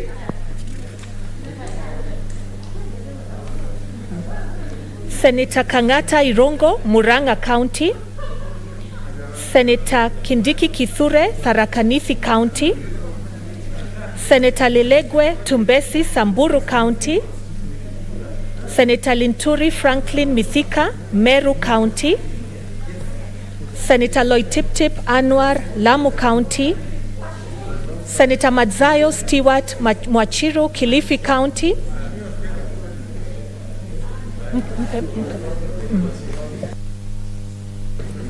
Mheshimiwa Spika, napiga ndio.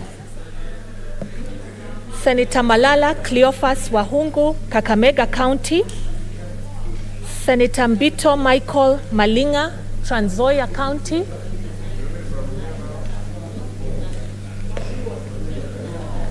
Senator Mogeni Eric Okongo, Nyamira County.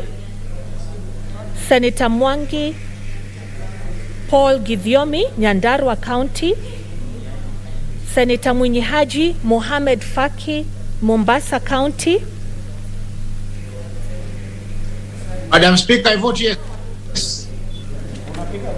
Senator Ndwiga Peter Njeru, Embu County. Senator Orengo James, Siaya County. Senator Wako Sitswila Amos, Busia County. Senator Wario Golich Juma, Tana River County. Senator Wetangula Moses Masika, Bungoma County. I vote yes, Madam Speaker.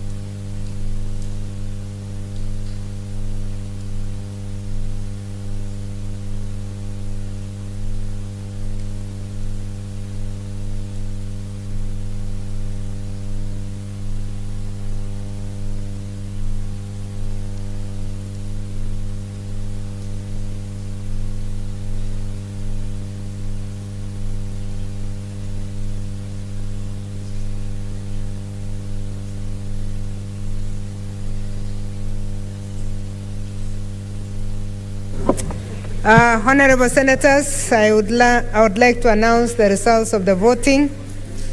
The first one being the vote on the motion for the adoption of the report of the Standing Committee on Finance and Budget on the county government's cash disbursement schedule for the financial year 2021-2022 and the approval of the county government's cash disbursement schedule for the financial year 2022.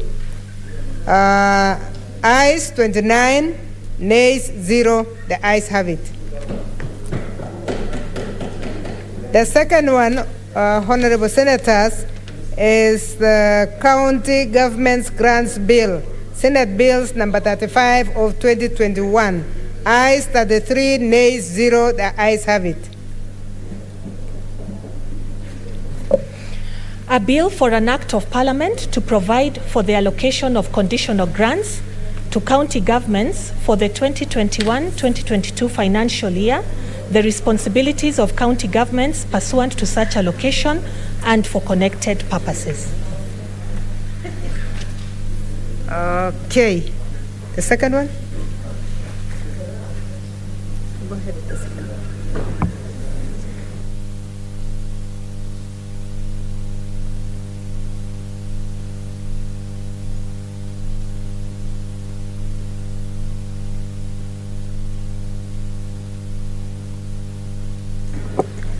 For the second one was the County Government's Grants Bill, Senate Bills number 35 of 2021.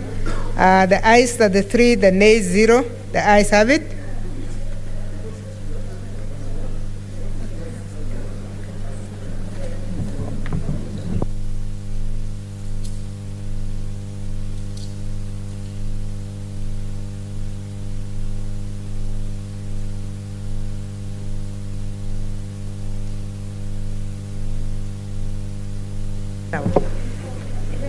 The third one, Honorable Senators, is the Kenyan Sign Language Bill, Senate Bills number 5 of 2021. Ayes 31, nays 0. The ayes have it. A bill for an act of parliament to give effect to Article 7.3b of the Constitution on the promotion and development of the use of Kenya Sign Language, to give effect to Article 54(1)(d), to provide for the inclusion of sign language in education curriculum, to provide the use of sign language in legal proceedings and for connected purposes. Thank you, Senators. We can now go back to the statement on Laikipia, and as I promised you, it's only 15 minutes that are remaining, because we have overshot our time on that statement. I want members to rebook. I can only remember 3, Senator Falhada, Senator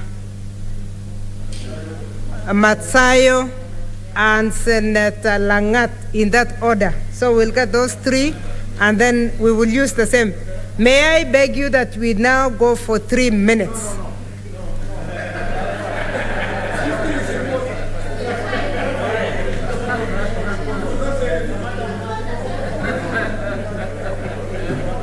Senators, Senator Iman Falhada Deko.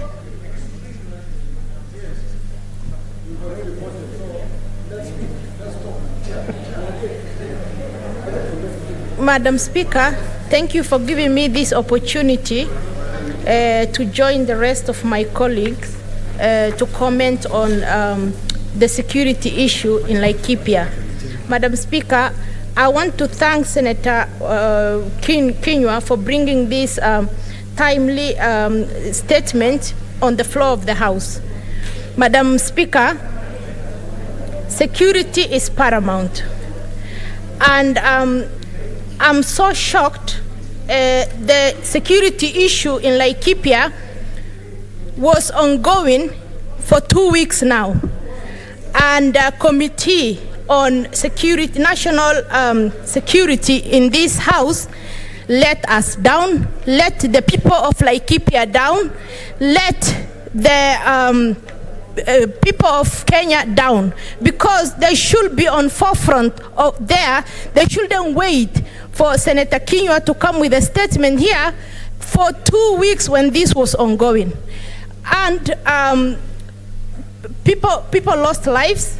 People are displaced from their houses. They sleep in the streets and accommodated at the churches.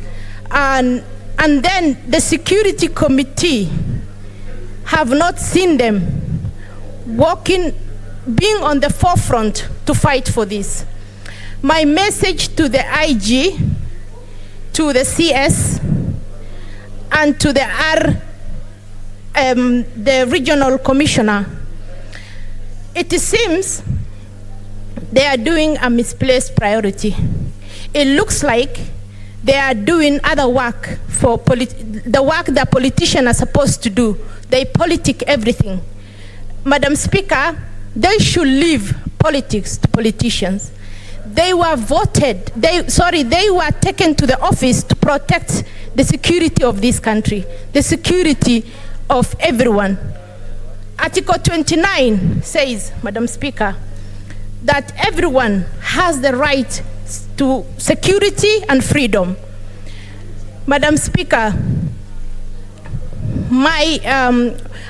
first of all, I want to give a message of condolences to those people who lost life in Laikipia. And the security is very paramount, Madam Speaker. And the IG, the RC, and the CS are taking lives of people very jokingly, Madam Speaker. They should resign. From today, they should resign. Because, Madam Speaker, and it looks like they are doing politics. And that's not the work. They should put Kenyans people first and put the security of this country first, Madam Speaker. We condemn very, very harshly. And we are not just saying this because we are politicians. We know we are feeling the pain, and we know, and we cannot help them. If the people who are assigned to provide security are politicking, now what are left for people to who are left for the people to protect, Madam Speaker? Madam Speaker, this is a strong message. Every member who stood on this floor are condemning the three gentlemen, the IG, the CS, and the RC. They should resign. They should not be in that office at all. Thank you, Madam Speaker. Thank you, Senator. Senator for Kilifi, Mazayo Stewart Mwachiro. Shukran Bispika, kwanza nataka kumpatia kongole ndugu yangu kwa kuleta taarifa hii, ndugu yangu Kinyua, seneta mchapakazi anayewakilisha eneo la Laikipia County, na vile vile akiwa ni mwenzangu kwa kuongea Kiswahili Muft. Asante sana ndugu yangu kwa kuleta taarifa hii. Kitu cha kwanza tunataka kusema ni aibu. Ni aibu leo ndani ya Kenya ya kwamba jeshi letu haliwezi kuchukua hatua, na hivi sasa kama tunavyoongea mahali kunaitwa Olmoran, familia 40 wameweza kufurushwa kutoka kwa nyumba zao. Mahali pia panapoitwa Kisii ndogo, kuna nyumba karibu 50 zimechomwa na watu kufukuzwa na wamehama. Ni aibu tukiona ya kwamba mkutano pia wa polisi ulikuwa katika eneo hilo na ukafanya mkutano mkubwa, lakini huyu mtu anaitwa sijui nitatembea ni mkubwa wa polisi katika eneo hilo la Laikipia, amezembea kazi yake. Na kama ni hivyo, afadhali atembee, atoke ndani ya Laikipia, apishe kiongozi mwingine wa polisi ambaye atachukua nafasi hiyo. Yeye ameshindwa na hiyo kazi. Kitu cha kwanza ni kwamba Speaker, tunajua kwamba seneta wetu yeye anaongea ukweli. sijajua kama yeye anaweza kuongea kitu ambacho si cha ukweli, lakini kwamba akisema ya kwamba watu 50 wa Kenya, wazaliwa wa Kenya, wako na vitambulisho vya Kenya, ni wa Kenya halisi, wako na nyumba zao, leo zinachomwa, mali zao zinaharibiwa, waibaji wa mifugo wamechukua mifugo ya watu ambayo inawapatia rasilimali, at least wanapata kama maziwa asubuhi, wanaweza kuuza nyama, wanaweza kwenda kujipatia kujikimu katika mashamba yao, leo wanakuwa walalahoi ndani ya Kenya hii. Hilo ni jambo kwanza la kulaumu, ni jambo kwanza la kuweza kudhalilisha familia ambazo zinateseka sana. Bispika, tukiongea saa hizi ni kwamba wanaoteseka zaidi ni kina mama wale wanabeba watoto, ni kina mama ambao saa hizi wanalala nje, ni kina mama ambao wanalia dhiki imeingia katika familia. Bispika, jambo pia la kusikitisha ya kwamba mambo haya tulisikia yakitokea, lakini hakuna hata mmoja wetu katika maseneta walio hapa ndani waliweza kutafakari kama kitendo kama hichi kinaweza kutendeka ndani ya Kenya. Tunaona sasa katika Kenya, Mkenya anauawa na Mkenya mwingine, na alafu watu 8 wamekufa ndani ya Laikipia kufikia saa hizi. Huyu mtu anaitwa Ntembea, yeye anaketi pale anasema ya kwamba hana uwezo, amekuwa run over, yani amekanyagwa mpaka hajiwezi. Serikali yetu imekubaliana ya kwamba hatuna vifaa vya kuweza kuwazuia hawa watu wameingia. Sasa tunashindwa, ikiwa serikali jeshi letu tulionalo, hawa maaskari hawezi kuzuia, wanaogopa hata kuwafata hawa, wanaambiwa wameingia katika ile inaitwa Laikipia Conservancy, mahali ambapo wanyama wanaishi, wamewekwa hapo na wazungu ama wamewekwa hapo na watu fulani, mafugo inaibwa, inapitia hapo ndani ya hiyo conservancy, inaenda inafichwa huko ndani. Askari wanaambiwa wafateni, wamepita njia hii, wameingia ndani ya conservancy, askari wanakuwa waoga. Sasa ikiwa askari wanakuwa waoga, ni kina nani watawafuata kule ndani? Mimi nataka kusema ya kwamba uvamizi kama huu na watu ambao wanaiba mifugo, watu ambao wanaua watu ambao wanaleta maafa, wanaharibu mali za watu, serikali inatakikana ikae katikati. Na kamati hii yetu ya kulinda, ya security, inatakikana iende huko sasa mara moja, kuonyesha kwamba sisi tunafanya kazi na tunajali maneno ya wananchi. Iende huko, iangalie na ilete ripoti haraka iwezekanavyo, ili tuweze kuona ya kwamba amani imepatikana katika eneo hilo la Laikipia. Mwisho nikisema ya kwamba Laikipia ni Kenya, haiko nje ya Kenya. Laikipia ni Kenya, na Kenya ni lazima iangaliwe kisawasawa. Tukisema hivyo tunasema ya kwamba jeshi letu, hatusemi jeshi, askari ndio waende pale waangalie, kwa sababu askari wenyewe wanaweza kutuliza. Hatutaki wana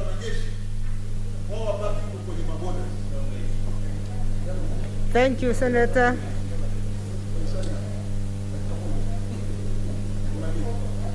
Okay, 30 seconds umalize kwa sababu Kiswahili ni ngumu. Bispika, tunasema askari wetu wa kijeshi wabaki kwenye mipaka ya Kenya, lakini walinde. Lakini hapa ndani tuko na vikosi vya kulinda wananchi. Kwa hiyo serikali saa hizi wanahitaji chakula watu wa Laikipia, wale waliovunjwa nyumba, walioharibiwa mali zao na mimea. Kwa hiyo tunasema kwamba serikali ijukumike wakati huu wa shida kama hizi, iweze kuwapelekea vifaa vya kujikimu. Asante Bispika. Thank you, Senator Langat. Are you now on virtual? This is the second round we are calling him, so we might delete. Senator Harukura Godana. Then it will be, we'll come back to the order. Okay, let's go to the new order. Senator Murgomen. It's just that I knew Harukura was next, and then Mwaruma. Madam Speaker, I thank you for giving me this opportunity to speak on this very important matter. Madam Speaker, first of all, I want to thank Senator John Deritu Kinyua for bringing this very important statement to the floor of the Senate. I feel the pain of Senator Deritu Kinyua because this is the problem we go through every day in Elgeyo-Marakwet County, in Marakwet East specifically, and some parts of Marakwet West, Madam Speaker. Madam Speaker, the problem of cattle rustling and invasion and terrorism by very dangerous criminals that have turned the Kerio Valley, the beautiful Kerio Valley, to be the valley of death, Madam Speaker, is something that really pricks my conscience. This is a huge, huge and serious problem that has been there. Madam Speaker, yesterday we lost 2 lives near Tot, near a police, actually a GSU camp in Kerio Valley, near Kerio Valley Secondary School. The other week, Madam Speaker, we lost another 2 people. And we've been losing almost every week in Elgeyo-Marakwet County, 2 or 3 people. I feel the pain of Senator Kinyua and the pain of the people of Laikipia, because the pain of the people of Laikipia is the same pain that people of Baringo in areas like Mukutani are going through, Mr. Speaker, Madam Speaker. It's the same pain that people of Elgeyo-Marakwet are going through in places like Tot and Aror, Madam Speaker, in the larger Kerio Valley region. And I ask myself, where is the government? Madam Speaker, I can tell you, as a senator in this house, and even at a time when I was in leadership in this house, we tried our best to resolve this problem. It even reached a stage where the government acknowledged to the public that they are unable to provide enough security for the people of Laikipia and the people of the larger Kerio Valley region. And what did they do? A government policy was put in place that was put long time ago in 1970s, that we need police reservists who understand the terrain that these people are operating, these gangs and criminals are operating in. And as a result, Madam Speaker, I was in Laikipia with the Deputy President when Madam Speaker, the reservists of Laikipia were launched. And I can tell you, Senator Kinyua at that time was asking to be elected to be a senator. But we were there, and the reservists were launched. We went to Baringo, and for the first time, reservists were given to the people of Baringo. We went to Kerio Valley Marakwet side, and we went to West Pokot. And as a result of that, there was a little bit of silence and lull, and peace, Madam Speaker, when on this situation of cattle rustling. But what happened? After this thing called handshake, and the new government of coalition government of handshake of second term, do you know what happened, Madam Speaker? The Cabinet Secretary of Interior issued a national memo that they are going to do away with the reservists. There was no policy that was put in place. It was just a mere memo. I brought a statement to this house, and that statement is still pending in the Security Committee that was then chaired by the late Senator Haji. The question of police reservists has not been resolved, despite the fact that the people of Kerio Valley found that to be part of the solution to the problems they are going through. And then you have a regional commissioner called Mr. Natembea, who wants to be a governor in Trans Nzoia County, but makes statements that, Madam Speaker, defeats logic. Who such a person will be whose governor? A person who announces to the Republic of Kenya that the thugs have more weapons than the government of Kenya. How many billion are we spending in this country to buy weapons every year in an account that is not even disclosed to the members of public? And then we come here and confess to the public that we are not going to provide for you security. Then why is government in place? Why do we have cabinet in place? The cabinet and the president and everybody should resign if the people of Laikipia cannot get the security they want, and the people of Elgeyo-Marakwet, the people of Baringo, the people of Kerio Valley.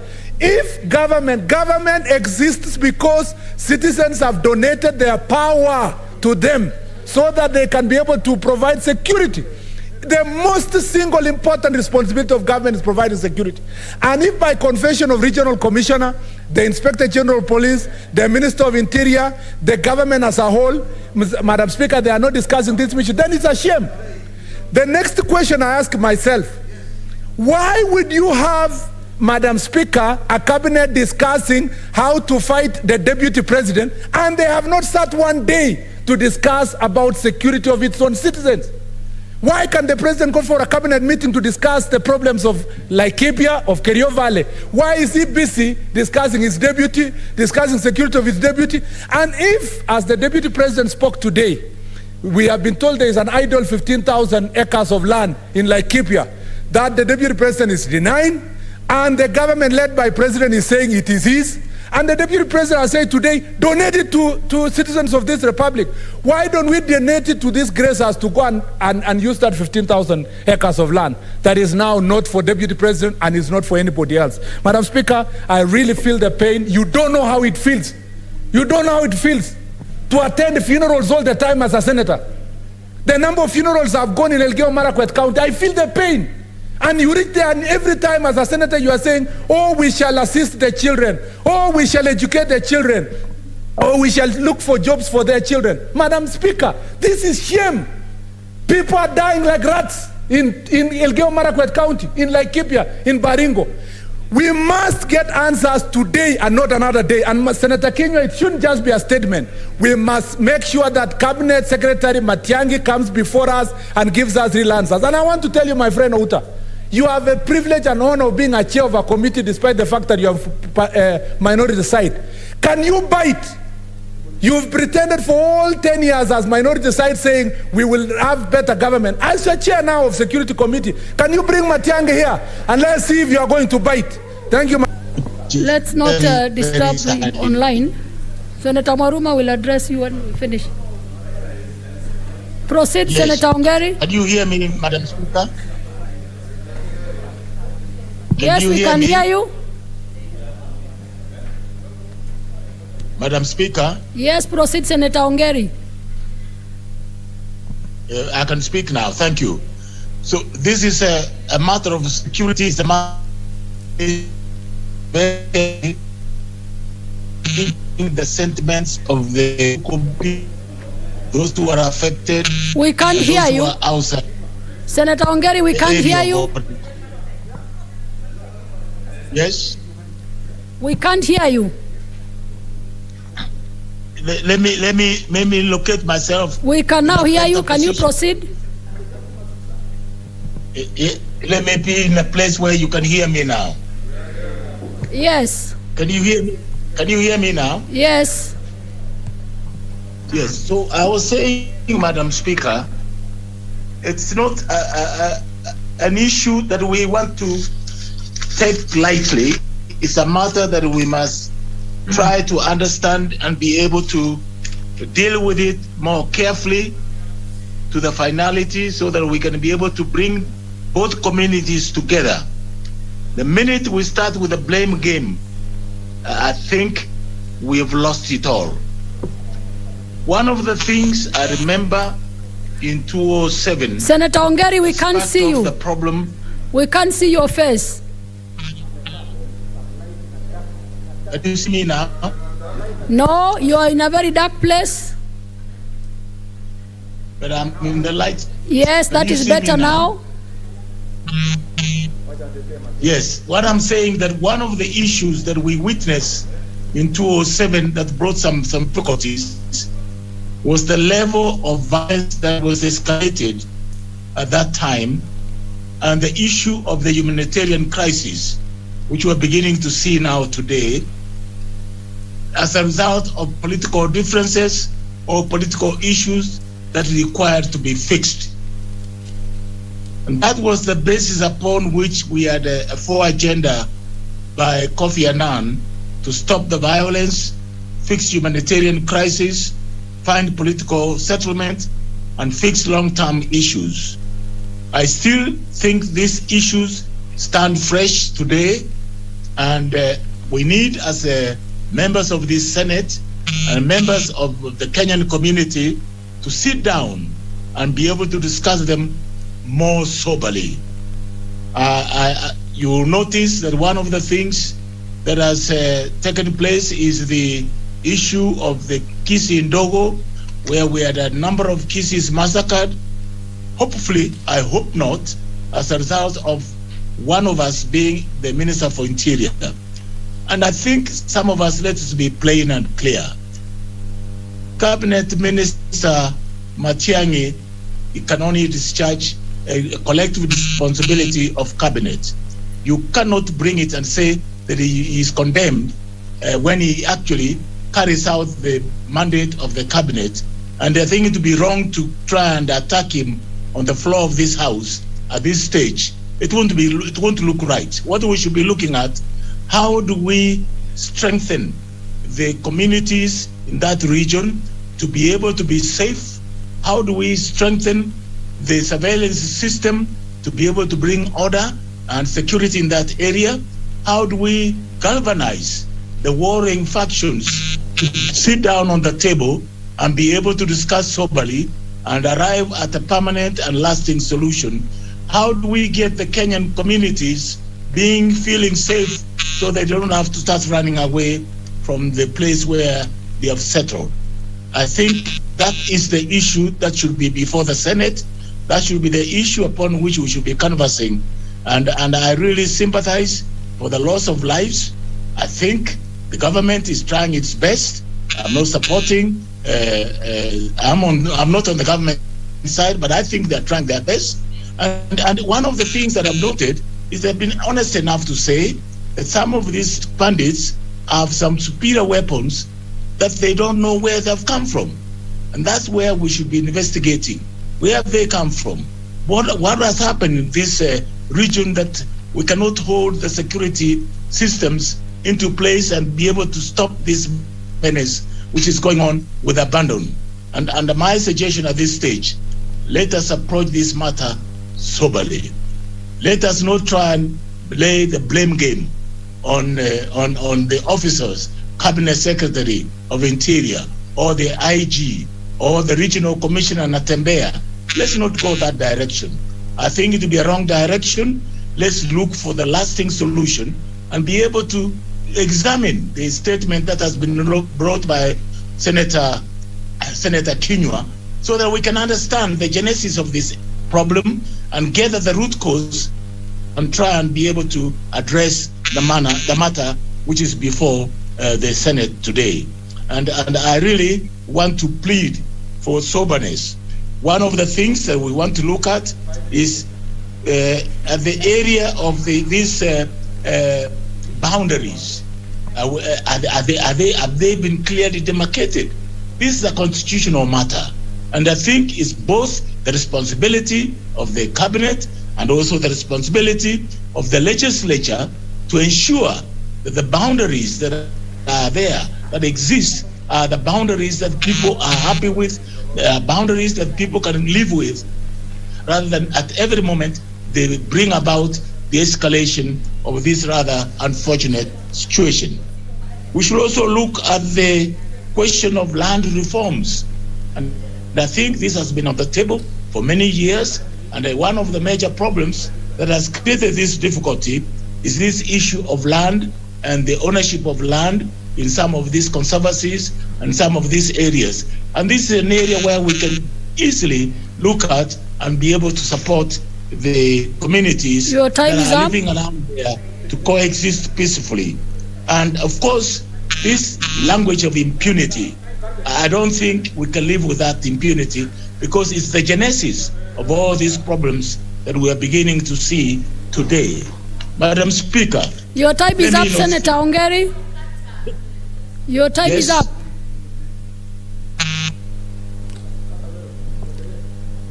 Senator Kihika Susan Wakarura.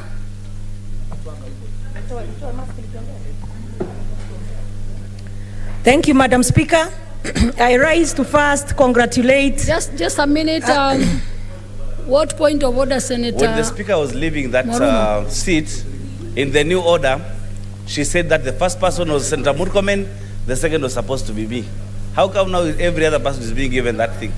Unless you want me to talk, I can still live.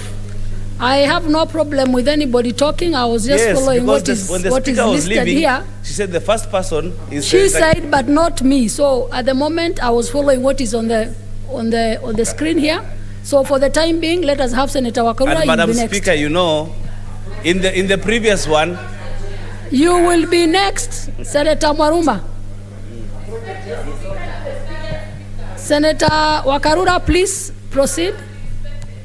But I'm respecting the speaker. What's wrong with you? Senator Susan, please proceed. Thank you. Thank you, Madam Speaker.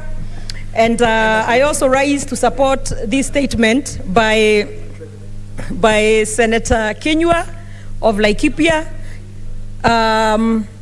who is who happens to be the speaker for my mother, the senator for my mother, sorry. So it's a very important statement here. No, that's on a light note. I see there's a disturbed senator there, so I was giving him time to calm down. But anyway, on this very important matter, Madam Speaker, I'm also quite disturbed that it has been happening for the last week or so, or a little over that, but we have not seen any concerted government action in being able to stop these bandits or whoever they are to make sure that peace is restored. We have seen the people dying, being killed, or rather being murdered actually. We've also seen livestock being burnt alive, homes being destroyed, burnt as well, and people displaced.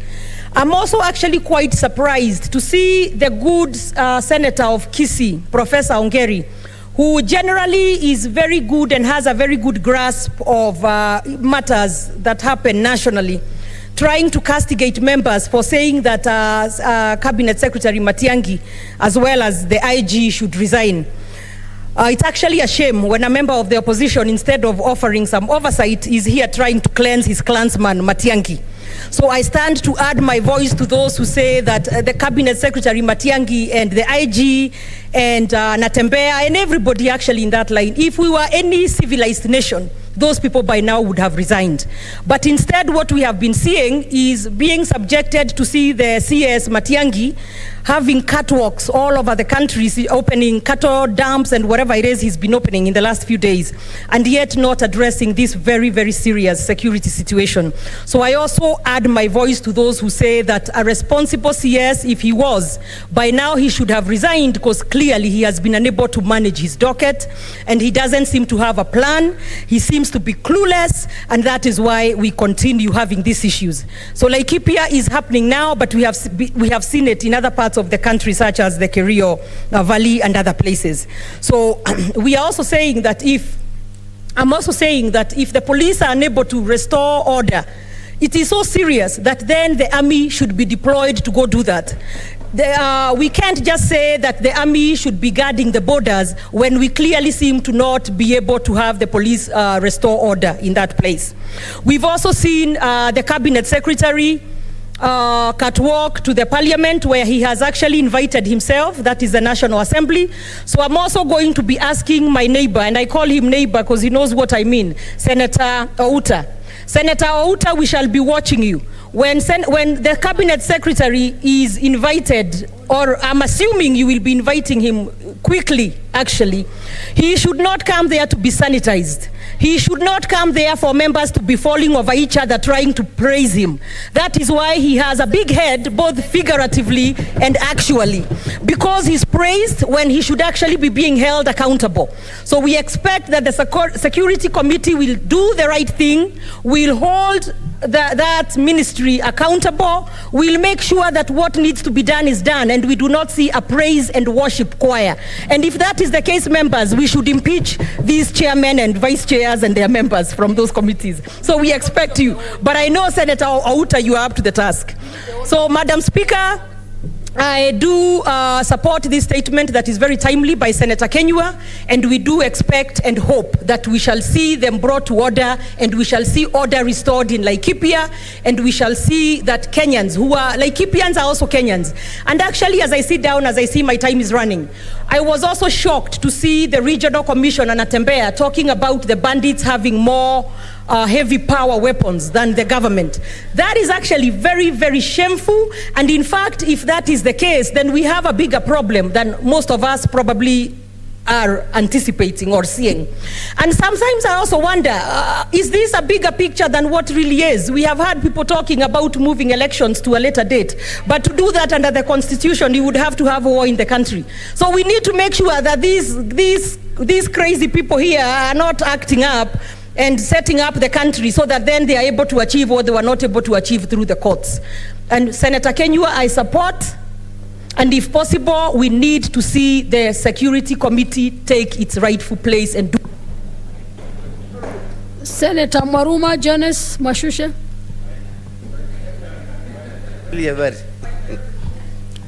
Asante Mheshimiwa Spika kwa kunipa hii fursa ili kumshukuru seneta wa jimbo la Laikipia Mheshimiwa John Nderitu Kinyua kwa kuleta hii taarifa ambayo inahusu utovu wa usalama katika gatuzi la Laikipia.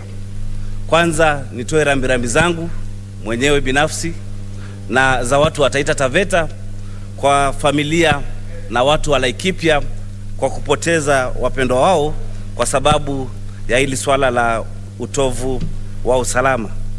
Na la pili, Speaker, ningependa kukashifu kwa kinywa kipana matukio ambayo yanapelekea watu wa Laikipia kupata mateso katika hii karne ya 21 kwa sababu ya serikali kushindwa kudhibiti hali ya usalama katika hili gatuzi la Laikipia.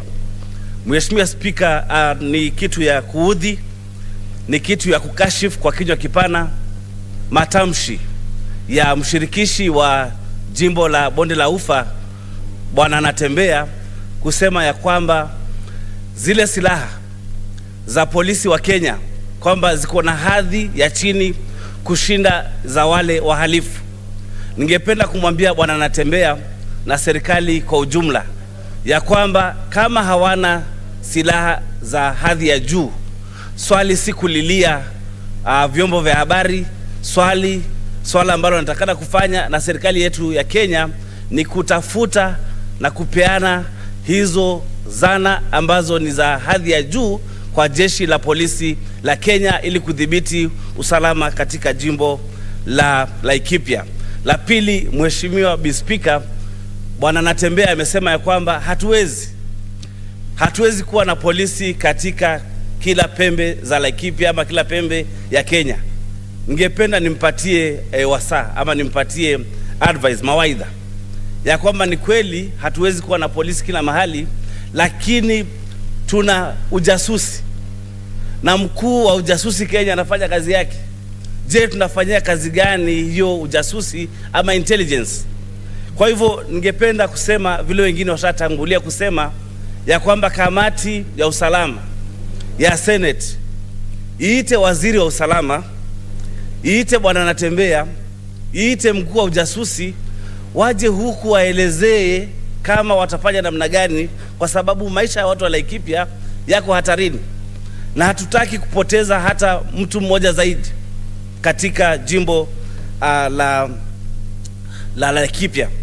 Speaker, ningependa kusema hivi kwamba kama wale maskari walioko Laikipia hawatoshi, basi tuchukue polisi kutoka maeneo mengine ya Kenya ambayo hayana shida ya usalama. Maeneo kama Taita Taveta hatuna shida ya usalama ama utovu wa usalama. Waende wachukue polisi wengi wako kule ambao wanashika wananchi wa bodaboda wanaojitafutia kipato, wanashika wananchi ambao wako shambani, wazee na kina mama ambao wanalima mashambani kwao hawajavaa barakoa. Sasa maaskari kama wale hatuwahitaji kule Taita Taveta, wachukuliwe wapelekewe Laikipia, waangalie hali ya usalama katika gatuzi la Laikipia. Na jambo lingine ambalo ni la kuudhi, Speaker, ni kwamba katika karne 21 haitakikani tuwe na economic activity ama njia ya kujitafutia kipato kupitia kuiba ng'ombe. Nafikiri tuweke elimu mbele na tuangalie njia mbadala na tufanye utafiti wa kutosha ili li jambo, Speaker, la cattle rustling liishe mara moja. Kwa hivyo nasema kwa kumalizia, Speaker, ya kwamba tuite hizi taasisi zote za usalama ili tuwaulize maswali magumu hapa katika Senate na tufanye committee of the whole, kwa sababu tusipouliza maswali magumu basi maisha ya watu wa Laikipia yataendelea kuwa magumu. Lakini tukiuliza maswali rahisi, maisha ya watu wa Laikipia yatakuwa magumu, lakini tukiuliza maswali magumu, basi maisha ya watu wa Laikipia yatakuwa rahisi. Asante sana, Mr. Speaker. Senator Hargura Godana. Thank you, Madam Speaker, for giving me this opportunity. I'd like to thank Senator Kinyua for bringing up this statement, and also would like to send my condolences and that of people of Marsabit to the residents of Laikipia who have lost their lives and livelihoods because of the unfortunate incidents of insecurity which are taking place there. Madam Speaker, for the last 3 years or so in Marsabit, we have been exposed to those kind of insecurity since 2018, September. And what the government is doing there now, the way they are reacting, is not surprise to some of us. Kenyans have been fighting each other using illegal firearms. Yes, what Natembeya said actually occurred even in Marsabit. There was a day a person was killed in Marsabit, and the police were telling us they could not even retrieve the body because those who killed were using machine guns, while them they have AK-47s and G3s, as Natembeya said. But the worrying thing is when you know you're in that kind of a situation and the government is not addressing the problem of illegal firearms, then this is what happens. With the time, the government has not been providing security to the arid parts of these countries. That is why you will find these illegal firearms are there, because people have to arm themselves to protect their lives and livelihoods. But along the way, the government says that the practical way to provide security is to recruit National Police Service, or Kenya Police Reserve as they used to call them, within the communities. Those who understand the terrain, those who will be living within the communities, who will be protecting themselves and their livelihoods. And it had assisted for a long time. Like in Marsabit, it has been there for a long time, until sometimes, I think a year ago, when we are told that the National Security Council decided to withdraw the NPRs. Then you ask yourself, if the government had before realized that it cannot provide security to all parts of this country, and it had come up with a solution of involving the citizens in provision of security, which had worked, then all of a sudden, people just decide to withdraw those NPRs, and the situation has been getting worse because those with illegal firearms are not disarmed. Now you disarm the one you can, who are the NPRs. Exposing those who don't have illegal firearms to this kind of situations we are seeing in Laikipia. We have lost lives and properties in Marsabit until the violence came to the town itself. The county headquarters of Marsabit was under attack. Houses were burnt within a radius of even 1 kilometer from the county headquarters. Until that is the time when the government now comes in. That shows that it's not practical for the government to provide security everywhere, but that issue of NPR, and we have insisted severally to the CS Matiang'i that the best way to contain this kind of violence is to recruit the NPRs. If there was a problem in how they are recruited before, then they need to be vetted, armed, trained, and be put under police stations or police posts so that they are reporting on daily basis to the police officers, and they will assist them in provision of security. But that has not been found to be a solution. We don't know why. We have always insisted on that each and every time we got an opportunity. And up to now, that is the situation that is coming up in Laikipia. Because when the regional commissioner says we cannot provide security everywhere, it's understood you cannot provide security everywhere.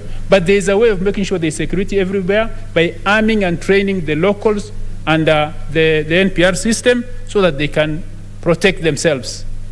But also the other one, Madam Speaker, is we have to address the underlying issues. What are the underlying issues which are causing this? The illegal firearms need to be mopped out. The government is not investing in that, it's not doing that. So that issue of illegal firearms needs to be addressed. And in this case, like Laikipia, there are historical issues. Pastoralists have been displaced from their grazing areas by conservationists. People have taken up thousands of acres of land saying that they are conserving. You are conserving at the same time, those who have been living on that land have been dispossessed. That is why those may be some dry area, fallback grazing areas for those communities. When it's during the dry season, they come back. This conflict only occurs during the dry season because that's their grazing area. So they need to be taken into account. Yes, Senator John Nderitu. I just want to clarify. We are discussing the areas of peoples with title deeds, where the schools, we have schools that are being touched. I just wanted to correct what my colleague is saying. The illegal grazers are not banning farms of those people with big ranches. They are banning small people who are living in their lands, which with title deeds, Madam Speaker. It's not community land. So that is more like information and not a point of order. Had you finished, Senator Hargura? Mistaken. It's very clear, Madam Speaker, that the way these communities used to live, there are dry season grazing areas and there are the wet season grazing areas. I'm sure the Senator knows. It may be unfortunate that those small-scale farmers may have been affected. But what draws these pastoralists to those areas mainly is the fact that these used to be their fallback areas. Conservationists have grabbed lands and they have allocated themselves. So it becomes, when that part is protected, the unfortunate person will be the small-scale farmer who cannot protect himself. But it's very unfortunate, but the bigger issue needs to be addressed. Senator Nderitu. Thank you for the clarity, but we are dealing with the bandits. But thank you for the clarity. Senator Mbogo George Ochilo Ayako. It's not in. Senator Olekina Ledama.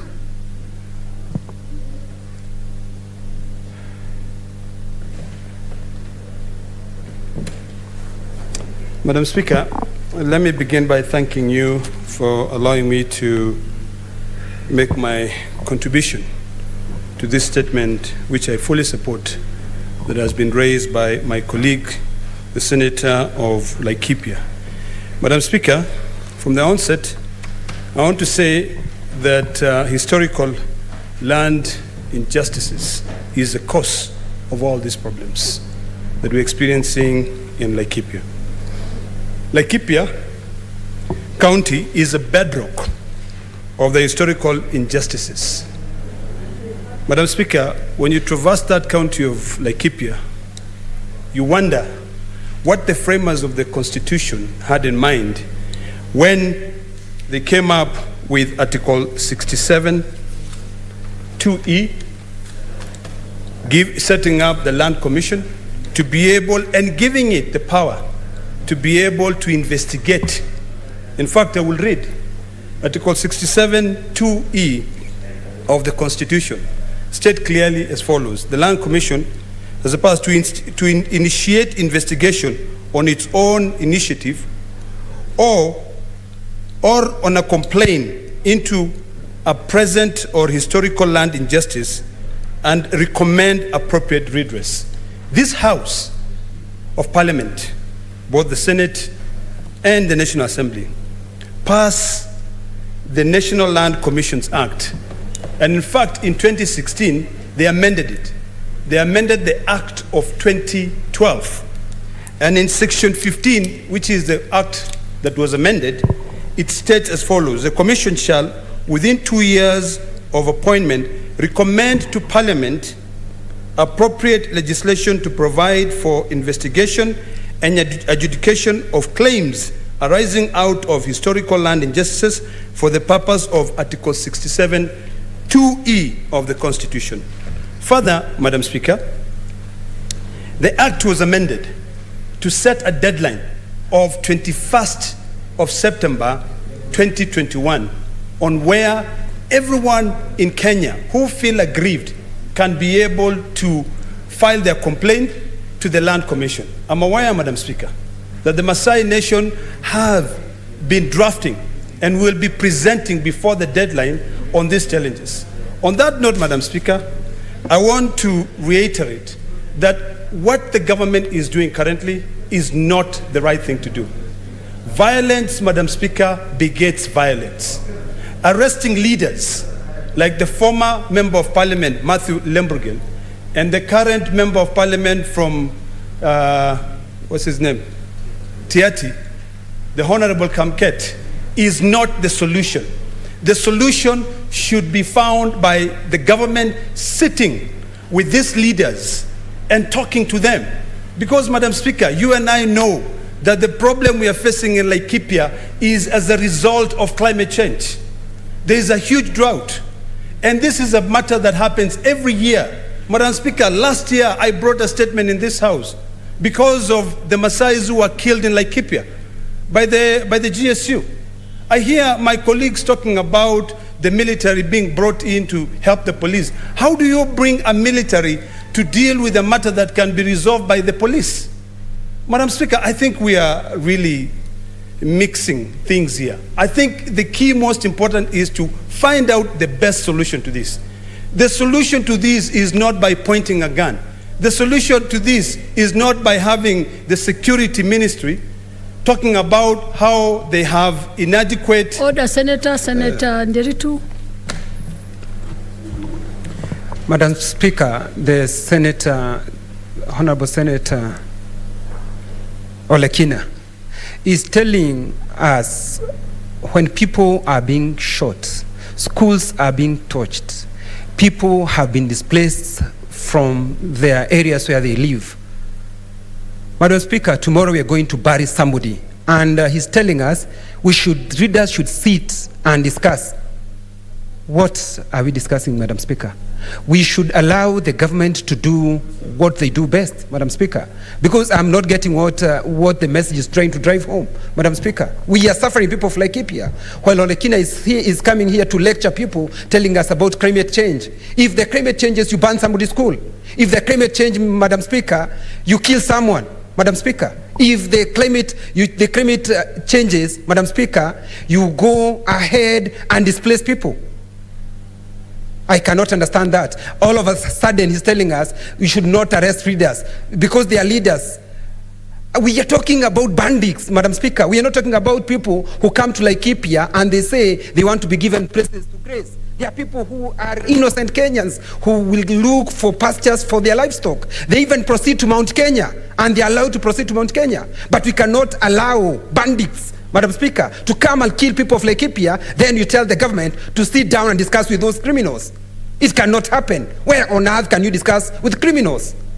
I would request the committee of security to deal with this matter. Madam Speaker, it's so painful when I listen to my colleague talking about discussing the issue of security. We sit down to discuss when people are being killed, and we are told we are being lectured about the way environment has changed. We are not in an argument. You had your time to debate, and we have heard you. So let Senator Olekina proceed. Madam Speaker, let me be very clear here that I really sympathize and I empathize with my colleague. And on that note, I'd like to send my deepest condolences to the people of Laikipia who have lost their life because of this situation. Madam Speaker, but running away from the problem is not solving the problem. Madam Speaker, Laikipia, the reason why these pastoralists are moving from one place to another is because of the drought situation. Madam Speaker, if the President of the Republic of Kenya can declare drought as a national disaster and today orders Treasury to release 2 billion shillings to be able to deal with this issue, why would the elected senator from Laikipia see the problem? Madam Speaker, and I request to be given my time because I was interrupted when I was speaking. Madam Speaker, I want to be very categorical and say that the problem is that government is not doing what should be done to be able to solve this problem. We have the National Land Commission, which should be dealing with the issue as prescribed by the National Act, the National Land Act, Section 15. It spells out the rules and sets deadline on when this problem should be resolved. So, Madam Speaker, this issue is not just an issue of people going crazy going gaga and going out there and taking guns and shooting people. There are people who are competing for pasture. And Laikipia, Madam Speaker, is where a lot of people, pastoralists, go to seek for pasture. How do you explain, Madam Speaker, having someone with 200,000 or 300,000 acres of land when the original inhabitants of that land do not have any land? Madam Speaker, I really want to state it categorically. I'm adding you 2 minutes Thank you, Madam Speaker. for the time that was taken by Senator. But you on need this to conclude. note, I stand with the Honorable Matthew Lembrugel, who was arrested just for merely stating that this was our land. This was originally Maasai land. And that Maasais are not interested in the land. They are only interested with the green pasture. Madam Speaker, the problem we have can be resolved by the government sitting with the leaders and the local community to be able to address these challenges. Running away and pointing fingers and saying these people are crazy, or pointing fingers at the ministry and saying you should be bringing the military will not solve this problem. We have the law, Madam Speaker. The Constitution is a living document. Article 67 of the Constitution set out the Land Commissions Act, and it says clearly that they should advise Parliament on what should be done. There is a law, and I want to invite my brother to go and get the National Land Commissions Act and look at Section 15. It spells out clearly what should be done. So, Madam Speaker, unless we are willing to resolve this problem, or unless we are not willing to resolve this problem, then we will come here and point out fingers and say that our community is being fought. Let us stick to the rule of law. Let us look at what is happening. I want to thank the President for having recognized that the drought is a national disaster. We're not asking for people to fight on a daily basis. All we're asking for is for people to get food.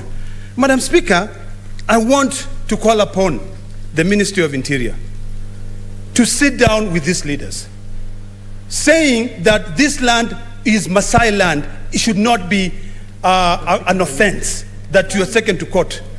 It is historical. We know it. That land was occupied by the Maasai. It was taken away from them. So we will never be able to resolve this problem. Laikipia is having those challenges. Finally, Madam Speaker, let me reiterate, we have a legal framework. We've got a process. Arresting leaders will not solve the problem. The people of Laikipia, the pastoralists, need to be listened to. They need to sit down with them and find a solution. We cannot be fighting on this issue on a daily basis. This year is only evident because next year is an election year. That's why everybody is up in arms on that issue. Finalize, Madam Speaker, if you may allow me to. Your time is up. I added you 2 more minutes. 1 more minute, please. Just the last. You need to conclude, Senator Oledam. Madam Speaker, let me finalize by saying this. Although I disassociate myself from the sentiments of some of my colleagues on the position that the Ministry of Interior has taken, I just want to end by saying this, that in a mature democracy, which I think this is a mature democracy, leaders ought not to be arrested, but they need to be consulted in order for them to be able to speak to their people. In a mature democracy, this is the only part that I will associate myself with my colleagues. Leaders who are tasked with the responsibility of ensuring the security of other people would have resigned by now, because all this is happening in their watch. The challenges we have in this country is we are used to postponing situations. We've talked about ADC, Madam Speaker, in this parliament. There's thousands and thousands of acres of land in Laikipia, Mutara. That land is historically something we call in Maasai Olokeri, a place where the Maasais keep it aside to graze their cows when there's a huge drought. What Matthew Lembrugel said, Madam Speaker, if I can reiterate, is that he's just saying this is a Maasai land. He did not say that now everybody should go out there and fight. So, Madam Speaker, I rest my case there, and I hope that we'll be mature enough to follow the rule of law. Senator Ephraim Maina, are you still there? Senator Ephraim Maina on Zoom. Not there. So we move to Senator Langat Christopher.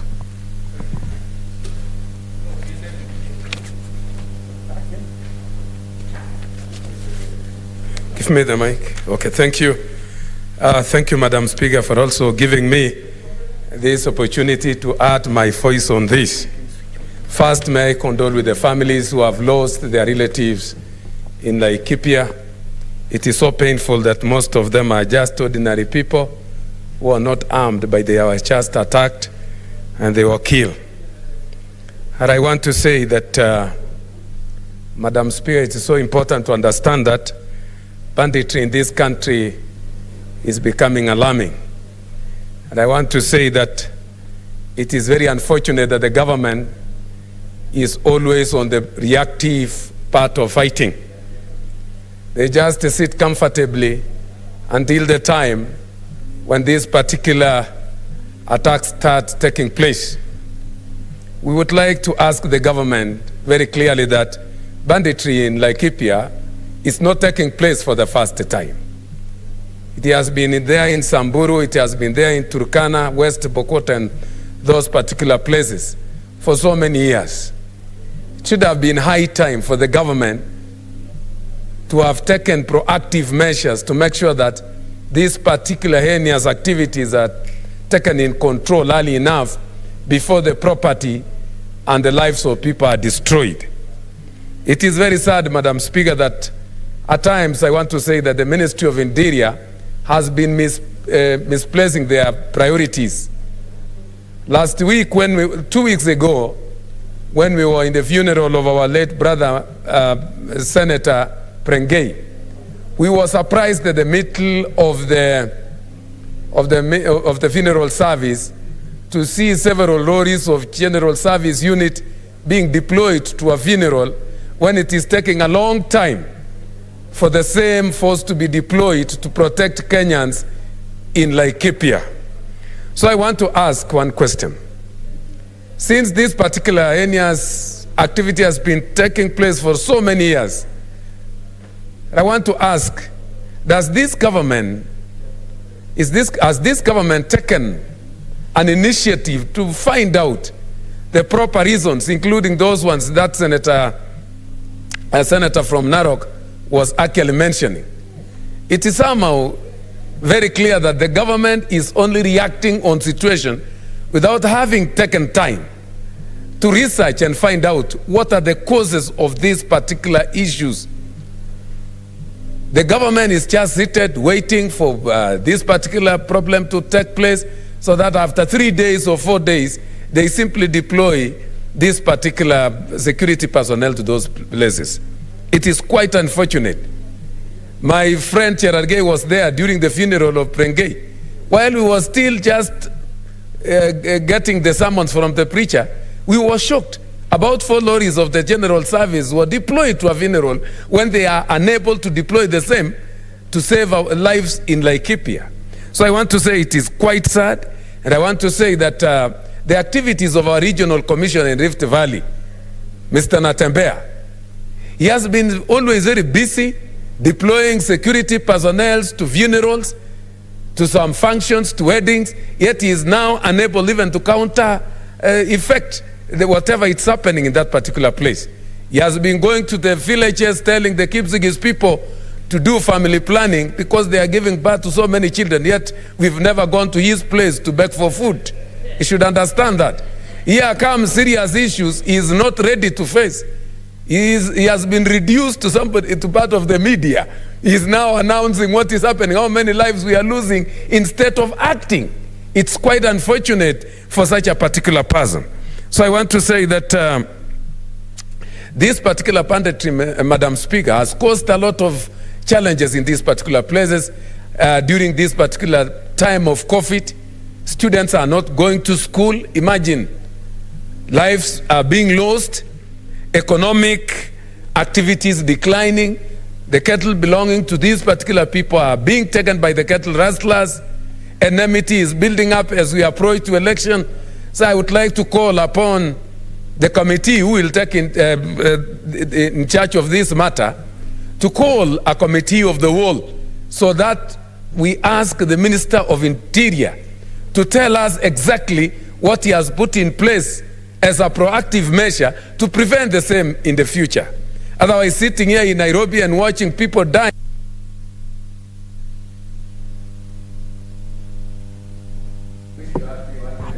Just 1 minute, Senator Langat. Yes, otherwise I would have said, You would have thank said you. what? Thank you for adding me this particular 1 minute to say that the Minister of Interior should be invited here to the Committee of the Whole so that we ask him very loud questions that he must answer. Thank you, Madam Speaker. Senator Makori Beatrice Kwamboka.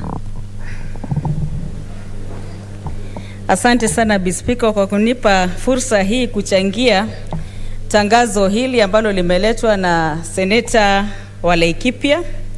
Kwanza ningependa kumshukuru kwa kuleta hili tangazo kwenye jumba hili la Seneti.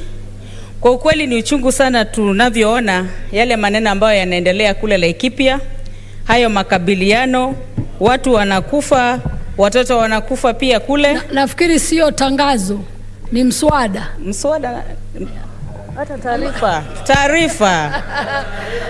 Sio taarifa, labda Bispika, nimeenda kwenye dictionary Google nikaona pia imeandikwa tangazo.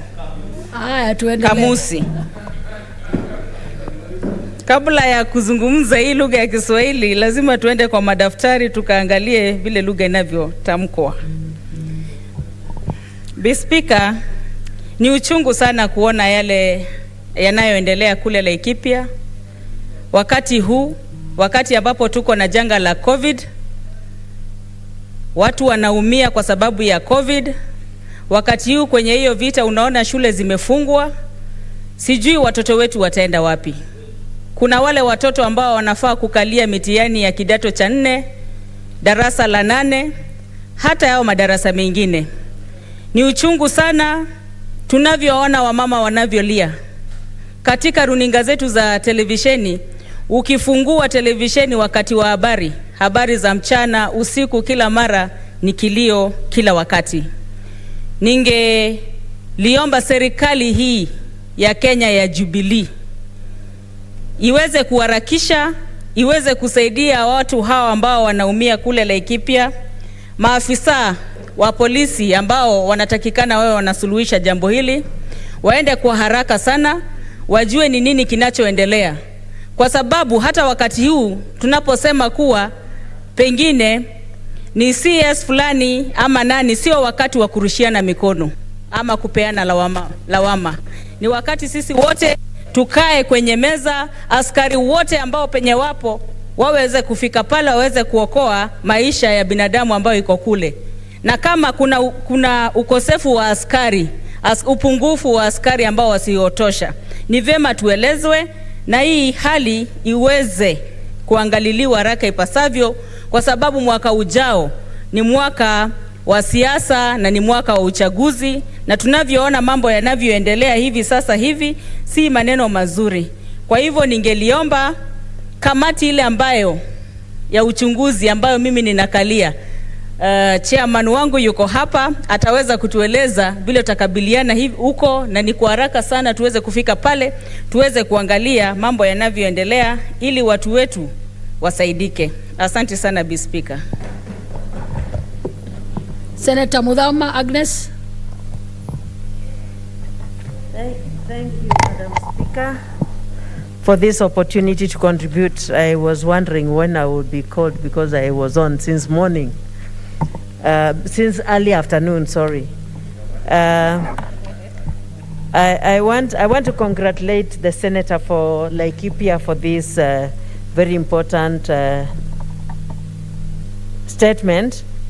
And I want to say, Madam Speaker, that Kenya is known for keeping peace even in our neighboring countries. And so when we see that we don't have peace in some of the areas of Kenya, it is really not very good, because the people of Laikipia are citizens of this country, and they need also to live in peace like any other part of this country, not only Laikipia, but those areas where we've been seeing people living in distress and having no peace and running up and down, their houses being torched, and children not going to school because then they have no home, they have no school. And I feel sorry, Madam Speaker, for such mothers, because when in such areas, when such things happen, the people who suffer mostly are women and children. And women and children go out there and live in cold. They are not going to school. It is a period of COVID-19 when people are told to take care and to sanitize. So you wonder, where are they going to sanitize and with what? And what are they going to eat even? Madam Speaker, I would also say, even as we call upon the government to do something about it, that the community also should come in, the elders of the community should also come in and engage with the people and see how they can solve those differences, because these are people who have differences. And the elders should be able to help the government also in doing whatever the government is supposed to be doing. During this time of COVID, Madam Speaker, this is very, very bad. And I pray and I plead with the Security Committee to do whatever is needed for them to do to make sure that they speak to the security, Interior Security Ministry, the Ministry of Interior Security, so that they can bring this to an end. And I plead and I pray that these women and these children will be assisted at least to have peace and stay and live at home. I know what it means, Madam Speaker, to live without a home when you had a home. I know what it means, I know what it feels, and I'm very, very angry with this. And I plead with the government to do something for these children and for these mothers. Thank you, Madam Speaker. I support. And finally, let us hear from the Chair of the Security Committee, Senator Outa.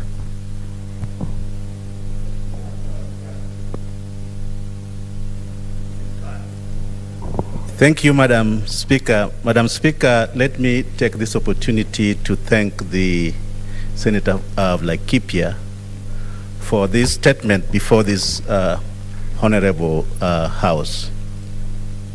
I want to assure you, Senator of Laikipia, my good friend, that this is a matter of national importance, and we have seen that it is a responsibility of the national government to protect its own citizens by all means.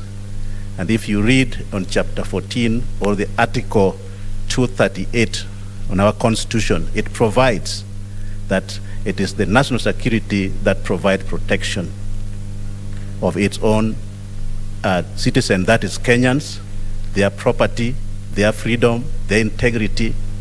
And on that matter, this is more urgent for us as a committee, that I want to assure you that on Monday, this coming Monday, my committee will be on the ground.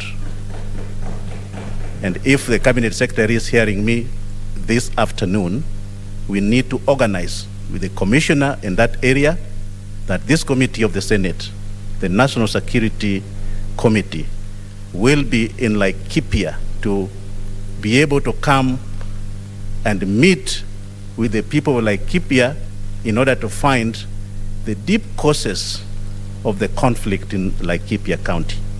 We cannot allow, that every now and then all our women, our children cannot have peace in Laikipia.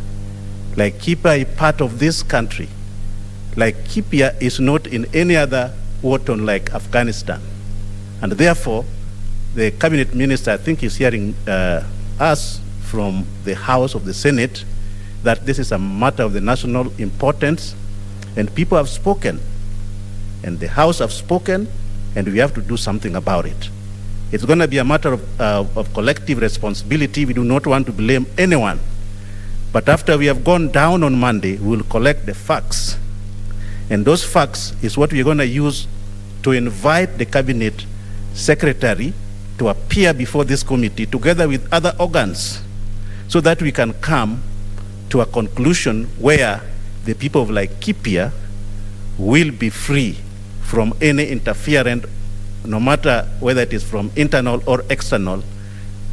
And it is a duty for the country of Kenya, especially the government of Kenya. And this is what we promised Kenya. And I want to assure you again, as the chair of this committee, we will be there on Monday. And we want you to be available. If you're not going to be available, let us know, because we do not want to go there when you are not there. Find us, for us, a venue where we could be able to meet with people. Because this facts finding is what will guide us to invite the cabinet secretaries here. And we want to send a very strong signal to the people of Kenya, and especially the bandit, that they do not have any other place to live here in Kenya. If there's any other place, it's outside Kenya, not within Kenya. Kenya is a democratic. Kenya has a right to protect its citizens. Kenya has powers. We have all the weapons that we need. It's not a matter of crying that we do not have weapons. Here in Kenya is where we make weapons. You know, we have a factory in here in Kenya that was launched by His Excellency the President. So therefore, when people talk about weapons, we have enough, and we want to get there and be able to solve these problems once and for all. And I want to assure you, Monday, the committee will be there. And I want to urge all the members who are the committee members of the national security to be ready early in the morning to fly over to Laikipia and come back and report to this house what we have found. And I want to thank you, Madam Speaker. Yes, Senator Nderitu John.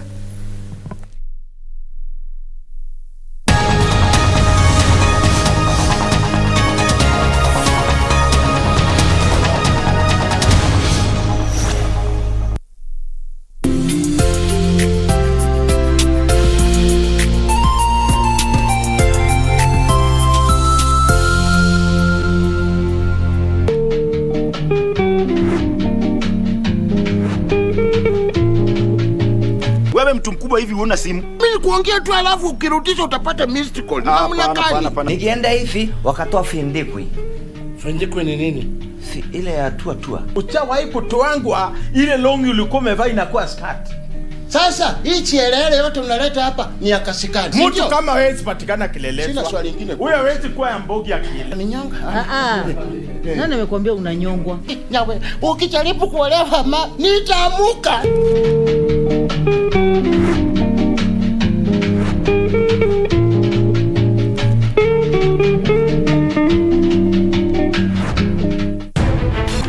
Someone is stealing from us. And their unfulfilled love. You're going to be my next victim. Innocent. You should have never come into my life. So far and yet so close, always. The Amazons.